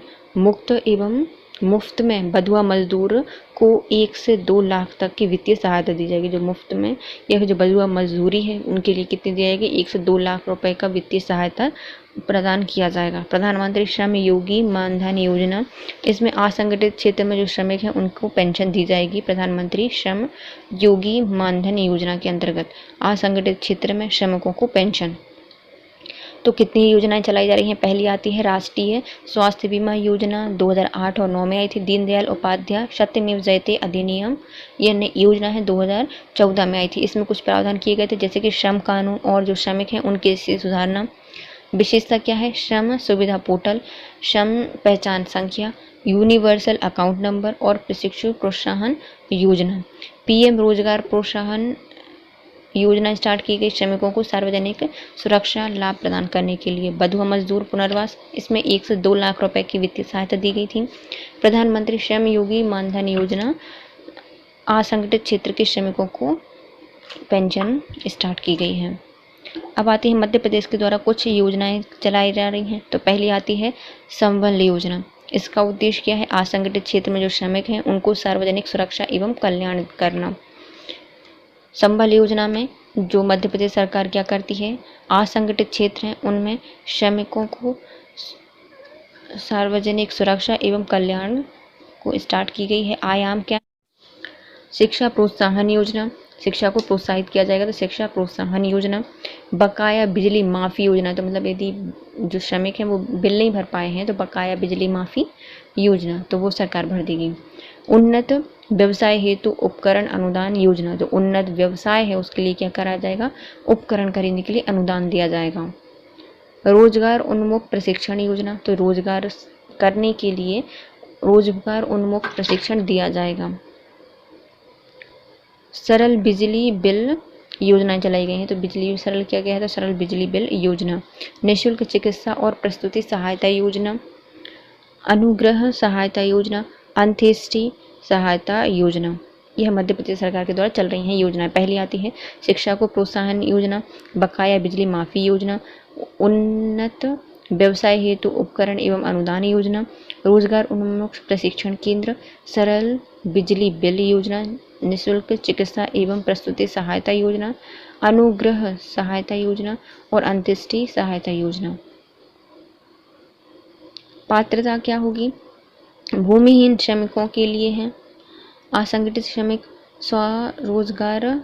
रोजगारी एवं अस्थायी प्रकृति के काम कार्यकर्ताओं के लिए, 1 हेक्टेयर से कम भूमि स्वामियों के लिए, बीमा पेंशन लाभ आदि से वंचित लोगों के लिए। तो पात्रता कौन होगी? ऐसे व्यक्ति जो कि भूमिहीन श्रमिक हैं, असंगठित हैं, स्वरोजगारी एवं अस्थायी प्रकृति के कार्यकर्ता हैं, 1 हेक्टेयर से कम भूमि है उनके पास, बीमा पेंशन लाभ आदि से वंचित हैं, उन लोगों के लिए स्टार्ट की गई हैं सारी योजनाएं। कौन सी? संबल योजना। रोजगार सेतु पोर्टल, प्रवासी श्रमिकों की उनकी योग्यता के अनुसार डेटाबेस तैयार करना, उनकी योग्यता के आधार पर रोजगार दिलाना, कौशल के अनुरूप उद्योगों में नियोजन करना और निर्माण कार्यों में रोजगार। तो इसकी जो रोजगार पोर्टल है वो क्या है? रोजगार सेतु पोर्टल। इसमें जो श्रमिक हैं, प्रवासी श्रमिक हैं, उनकी कौशल के आधार पर डाटाबेस तैयार किया जाएगा, उनकी योग्यता के आधार पर उनको जॉब दी जाएगी और कुशल के अनुरूप उद्योग में नियोजन किया जाएगा और निर्माण कार्य में योगदान दिया जाएगा। नेक्स्ट आता है हमारा SC और ST परिभाषा। अनुच्छेद 366 24 में अनुसूचित जातियाँ, ऐसी जातियाँ, मूलवंश जनजाति अर्थात ऐसी जातियों, मूलवंश जनजाति के भाग या फिर उनके यूथ अभिप्रेरित हैं जिन्हें इस संविधान के प्रयोजनों के लिए अनुच्छेद 341 के अधीन अनुसूचित जातियां समझा जाता है। तो अनुच्छेद 366 24 में क्या कहा गया है कि अनुसूचित जातियां वे सभी जातियां या मूलवंश आते हैं जो कि जिनमें संविधान के प्रयोजन के अनुच्छेद 341 के अनुसार अनुसूचित जातियां समझा जाता है। अनुच्छेद 366 के 25 में कहा गया है कि अनुसूचित जातियों का अर्थ ऐसी जनजातियों या फिर जनजातीय समूह के अंदर कुछ हिस्सों या समूहों से है जिन्हें इस संविधान के उद्देश्यों के लिए अनुच्छेद 342 के तहत अनुसूचित जनजाति माना जाता है। तो जो अनुच्छेद 366 है उसमें 25 कहता है कि अनुसूचित जनजातियों का अर्थ ऐसी जनजातीय, ये जनजाति समूह के अंदर कुछ हिस्सों के समूह से हैं जो कि इस संविधान के उद्देश्यों के लिए अनुच्छेद 342 के तहत अनुसूचित जनजाति मानी जाती हैं। स्थिति क्या है? तो हमारी जनसंख्या है एस जनजाति और जाति। तो पहले आती है अनुसूचित जाति 20.12 करोड़ है, लगभग 16.6%। और अनुसूचित जनजाति कितनी है? तो ये है 10.43 करोड़ और 8.6% जनसंख्या जनजाति पाई जाती है। तो आधार कौन से हैं? पहले है जनसंख्या कितनी है, तो जनसंख्या में जनजाति आती है हमारी 10.43 करोड़ और लगभग 4%। और जाति आती है अनुसूचित जाति, यह 20.14 करोड़ और 16.6% है। लिंगानुपात 945 है अनुसूचित जाति का और 990 है अनुसूचित जनजाति का। समस्याएं क्या हैं इनकी? पहला, दोनों समूह अपेक्षाकृत गरीब एवं भारहीन की समस्या से ग्रसित होते हैं। इसके कारण उन्हें बंधुआ मजदूर या फिर कई प्रकार के शोषण का शिकार होना पड़ता है। तो पहले तो अपेक्षाकृत गरीब होते हैं और भारहीनता मतलब दुबले पतले से होते हैं। इस कारण से इनको जल्दी से बंधुआ या फिर शोषण का शिकार कर लिया जाता है। स्वास्थ्य एवं कुपोषण की समस्या, जो कि आर्थिक पिछड़ेपन और असुनिश्चित आजीविका के संसाधनों के कारण और गंभीर हो गई है। तो स्वास्थ्य एवं कुपोषण की जो समस्या है वह आर्थिक पिछड़ेपन और जो असुरक्षित आजीविका के साधन से गंभीर हो गई है। अशिक्षा और बेरोजगारी का उच्च स्तर है। अशिक्षा और बेरोजगारी का उच्च स्तर, यद्यपि समुदाय का एक भाग उच्च शिक्षा ग्रहण कर ऊंचे पद पर आसीन है, परंतु बहुसंख्यक भाग आज भी अशिक्षित और बेरोजगार है। तो शिक्षा और बेरोजगारी सबसे बड़ी समस्या उच्च स्तर पर है, बहुत ज़्यादा। तो इसमें जो समुदाय का एक भाग है जो कि उच्च शिक्षा ग्रहण करके उच्च पदों पर पहुंच गया है, लेकिन जो अल्पसंख्यक हैं वो आज भी अशिक्षित या बेरोजगार हैं। दलितों के उत्पीड़न की घटना आज भी होती रहती है, दलितों की उत्पीड़न करने की घटनाएं भी सामने आती हैं। जनजाति समुदाय की पहचान का संकट भी गंभीर समस्या के रूप में उभरा है। इसके साथ ही विस्थापन का भी समस्या होती है। तो जनजातीय समुदाय में क्या होती है? पहले तो पहचान का संकट क्योंकि गंभीर समस्या होती है, जिसके साथ ही विस्थापन का एक मुख्य समस्या है। तो अनुसूचित ये जनजाति हैं, इनकी समुदाय की पहचान का संकट भी गंभीर समस्या है। इसके साथ ही विस्थापन का एक प्रमुख समस्या बन जाती है। तो जनजाति की जो पहचान है उसका संकट गंभीर समस्या और विस्थापन की एक प्रमुख समस्या है। जनजातीय क्षेत्रों में व्यापक अवसंरचना निर्माण हेतु भूमि अधिग्रहण हुआ है, जिसकी वजह से विस्थापन की समस्या भी जन्म हुई है।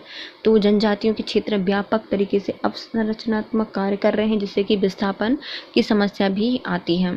तो प्रमुख समस्याएं कौन कौन सी हैं? पहला है इनके पास गरीबी है, मतलब भूमिहीनता है, जिससे बंधुआ और शोषण का शिकार होते हैं। स्वास्थ्य एवं कुपोषण की समस्या है, आजीविका के साधन असुरक्षित होने के कारण गंभीर हो गई है। गरीबी और अशिक्षा में क्या है? अशिक्षा में कुछ भाग ऐसा है जो कि उच्च शिक्षा ग्रहण करता है और उच्च पदों पर आधारित होता है, लेकिन बहुसंख्यक भाग आज भी अशिक्षित और बेरोजगार हैं। दलित एवं उत्पीड़न की घटना आज भी होती रहती है। तो दलितों के साथ उत्पीड़न की घटनाएं होती रहती हैं। समुदाय की पहचान का संकट गंभीर समस्या के रूप में है, साथ ही विस्थापन के लिए एक विशेष सभ्यता है, समस्या है।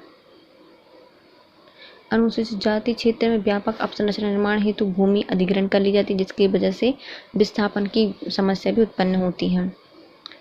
प्रयास क्या क्या किए गए हैं? तो पहले आते हैं संवैधानिक प्रयास में। अनुच्छेद 15 में कहा गया है कि जाति के आधार पर भेदभाव नहीं किया जाएगा। अनुच्छेद 16 कहता है कि लोक नियोजन में समानता दी जाएगी। अनुच्छेद 17 अस्पृश्यता का अंत करता है। अनुच्छेद 25 अंतःकरण एवं धार्मिक स्वतंत्रता देता है। अनुच्छेद 46 में SC और ST के शैक्षणिक एवं आर्थिक हितों को प्रोत्साहन तथा सार्वजनिक अन्याय एवं शोषण सुरक्षा दी गई है। अनुच्छेद या संवैधानिक विचार में क्या क्या है? अनुच्छेद 15 क्या कहता है? जाति के आधार पर भेदभाव नहीं किया जाएगा। अनुच्छेद 16 कहता है कि कुछ लोक नियोजन में समानता दी जाएगी। अनुच्छेद 17 अस्पृश्यता का अंत करता है। अनुच्छेद 25 अंतःकरण एवं धार्मिक स्वतंत्रता। अनुच्छेद 46 SC ST के लिए सार्वजनिक हितों को प्रोत्साहन करने, सार्वजनिक अन्याय का शोषण की सुरक्षा करता है। अनुच्छेद 46 आर्थिक हितों की, वैश्विक हितों की प्रोत्साहन और सार्वजनिक अन्याय एवं शोषण में सुरक्षा करता है। राजनीतिक आरक्षण क्या है? तो राजनीतिक आरक्षण में दिया गया है 243D में और 243T में पंचायत और जो नगर पालिका है उनमें आरक्षण दिया गया है। अनुच्छेद 330 में लोकसभा में आरक्षण और अनुच्छेद 332 में राज्यसभा में आरक्षण दिया गया है। तो कुछ क्या है? राजनीतिक आरक्षण भी दिए गए हैं, जैसे कि अनुच्छेद 243 की D में और T में पंचायत एवं नगरीय पालिकाओं में आरक्षण दिया गया है। अनुच्छेद 330 विधानसभा में, लोकसभा में आरक्षण और अनुच्छेद 332 विधानसभा में आरक्षण। आयोग संबंधी अनुच्छेद 338 SC आयोग बताता है और अनुच्छेद 338 का ST आयोग बताता है। तो आयोग दो हैं प्रकार। पहले आता है SC जो कि अनुच्छेद 338 में दिया गया है और ST अधिनियम ये अनुच्छेद 338 के A में दिया गया है। वैधानिक प्रावधान कुछ विधियां बनाई गई हैं, जैसे कि सिविल अधिकार संरक्षण अधिनियम, सिविल अधिकार संरक्षण अधिनियम 1955, SC ST अत्याचार निवारण अधिनियम 1989। तो SC और ST के अत्याचार निवारण अधिनियम लाया गया था 1989 में। म्यूनियल स्कैवेंजर्स के नियोजन का प्रतिषेध एवं उनका पुनर्वास अधिनियम 2013। तो मैनुअल स्कैवेंजर्स के नियोजन का प्रतिषेध एवं पुनर्वास अधिनियम 2013। वन अधिकार अधिनियम 2006 और पैसा अधिनियम 1996। तो वैधानिक प्रावधान क्या है? पहले आता है सिविल अधिकार संरक्षण योजना 1955, SC ST अत्याचार निवारण अधिनियम 1989, म्यूनियल स्कैवेंजर्स नियोजन का प्रतिषेध एवं पुनर्वास अधिनियम 2013, वन अधिकार अधिनियम 2006 और पैसा अधिनियम 1996। योजनागत प्रयास कौन कौन से हैं? पहला आता है स्टैंड अप इंडिया, प्रधानमंत्री आवास योजना, ST संबंधित योजनाएं दी गई हैं। इसमें एकलव्य मॉडल आवासीय विद्यालय स्थापित की गई हैं। तो एकलव्य मॉडल पर आवासीय विद्यालय बनाई गई हैं। वन बंधु कल्याण योजना स्टार्ट की गई है। वन बंधु कल्याण योजना शिक्षा, रोजगार और उनकी संस्कृति को संरक्षित और उनकी गुणवत्ता में सुधार करने के लिए स्टार्ट किया गया है। ST में योजना शिक्षा, रोजगार एवं उनकी समृद्धि योजना या विद्यालय। फिर आता है वन धन योजना, इसमें कौशल उन्नयन क्षमता निर्माण वन उपज में है और ड्राई फूड योजना भी इसी के अंतर्गत आती है, वन उपज का खाद्यान्न प्रसंस्करण करना। तो प्रयास कौन कौन से हैं? तो पहले आते हैं, पहला एकलव्य मॉडल पर विद्यालय स्थापित किए गए हैं, आवासीय विद्यालय। फिर वन बंधु कल्याण योजना स्टार्ट की गई है, शिक्षा, रोजगार और उनकी संस्कृति संरक्षण करना और उनकी गुणवत्ता में सुधार करना। वन धन योजना, इसमें कौशल उन्नयन क्षमता निर्माण पर बल दिया गया है। फिर आती है ड्राई फूड योजना, वन उत्पादों का खाद्यान्न प्रसंस्करण करना। SC ST संशोधित या संबंधित मध्य प्रदेश की योजना। SC ST संबंधित कौन कौन सी मध्य प्रदेश की योजनाएं? पहले आती है नवजीवन योजना, आवास हेतु है, नया जीवन मिल जाएगा आवास मिलने से यहाँ पर, तो नवजीवन योजना। फिर आती है वसुंधरा योजना, आदिवासी जो भूमिहीन किसान है उनके लिए स्टार्ट की गई थी आदिवासी वसुंधरा योजना। फिर आती है जल जीवन योजना, सिंचाई उपकरण हेतु अनुबंध। तो जल जीवन योजना, इसमें जो किसान हैं SC ST हैं उनके लिए क्या दिया जाएगा? आधुनिक सिंचाई उपकरण दिए जाएंगे, उनके लिए फिर अनुदान दिया जाएगा। पवन मित्र योजना, SC ST के लिए बेरोजगार हेतु ऑटो रिक्शा वगैरह वाहन हेतु ऋण उपलब्ध कराया जाएगा। वाहन पुत्र या पवन पुत्र योजना किन के लिए है? जिनके पास ऑटो रिक्शा वगैरह के लिए वित्तीय ऋण उपलब्ध कराया जाएगा SC/ST के लिए। फिर आती है मधुबन योजना। इसमें डेयरी फार्म, पोल्ट्री फार्म आदि को प्रोत्साहन किया गया है। इसमें डेयरी फार्म को, पोल्ट्री फार्म को भी प्रोत्साहित किया गया है। किसमें? मधुबन योजना में। धनवंतरी योजना SC/ST के चिकित्सकों की निजी प्रैक्टिस हेतु आर्थिक सहायता देना। धनवंतरी योजना में क्या है? तो SC/ST के जितने भी लोग हैं उनको चिकित्सा की निजी प्रक्रिया हेतु अंतिम सहायता के लिए भेज दिया। धनवंतरी योजना SC/ST में चिकित्सकों की निजी प्रैक्टिस हेतु आर्थिक सहायता दी जाती है। तो जो धनवंतरी योजना है वो SC/ST की चिकित्सकों की निजी प्रैक्टिस हेतु प्रोत्साहन देता है। जवाली योजना वैश्वीकरण में संलग्न SC/ST महिलाओं को समाज में मुख्यधारा से जोड़ना है। तो जवाली योजना का उद्देश्य क्या है? जो वैश्यवृत्ति या फिर जो ऐसी महिलाएं हैं जो कि मुख्य धारा से नहीं है SC/ST की, उनको मुख्य धारा से जोड़ना है। संख्यनाद योजना आदिवासी क्षेत्र में विद्यालय खोलने कर और नामकरण दर बढ़ाना है तो चलाया जा रहा है संख्यनाद योजना। आदिवासी में क्षेत्रों में स्कूल खोले जाएंगे और उनका नामांकन दर्ज कराया जाएगा। दीनदयाल चलित अस्पताल योजना और कन्या साक्षरता प्रोत्साहन योजना, यह उच्च शिक्षा को प्रोत्साहन देती है। तो मध्य प्रदेश सरकार के द्वारा SC/ST के लिए चल रही है। पहली आती है हमारी नवीन जीवन के लिए आवास हेतु नवीन जीवन योजना। वसुधारा योजना भूमिहीन किसानों के लिए स्टार्ट की गई है। जल जीवन योजना सिंचाई उपकरण हेतु अनुदान है। और पवन पुत्र योजना SC/ST के लिए जो बेरोजगार हैं उनके लिए ऑटो रिक्शा वाहन हेतु ऋण उपलब्ध कराया जाएगा। मधुबन होटल में डेयरी फार्म, पोल्ट्री फार्म आदि का प्रोत्साहन दिया गया। धनवंतरी में क्या किया जाएगा? चिकित्सा की जो निजी प्रैक्टिस है उनको आर्थिक सहायता दी जाएगी। जवाली योजना में वैश्यवृत्ति में संलग्न जितनी महिलाएं हैं SC/ST हैं उनको समाज का पुनर्धारा से जोड़ना। संख्यनाद में क्या है? इस जो जनजाति क्षेत्र है उसमें विद्यालय खोले जाएंगे और उनका नामांकन कराया जाएगा। दीनदयाल चलित अस्पताल। फिर आती है कन्या साक्षरता प्रोत्साहन पोर्टल, उच्च शिक्षा को प्रोत्साहन देती है। इसके साथ होता है video complete. If you like my video please share, subscribe and comment. Thank you so much guys, have a nice day.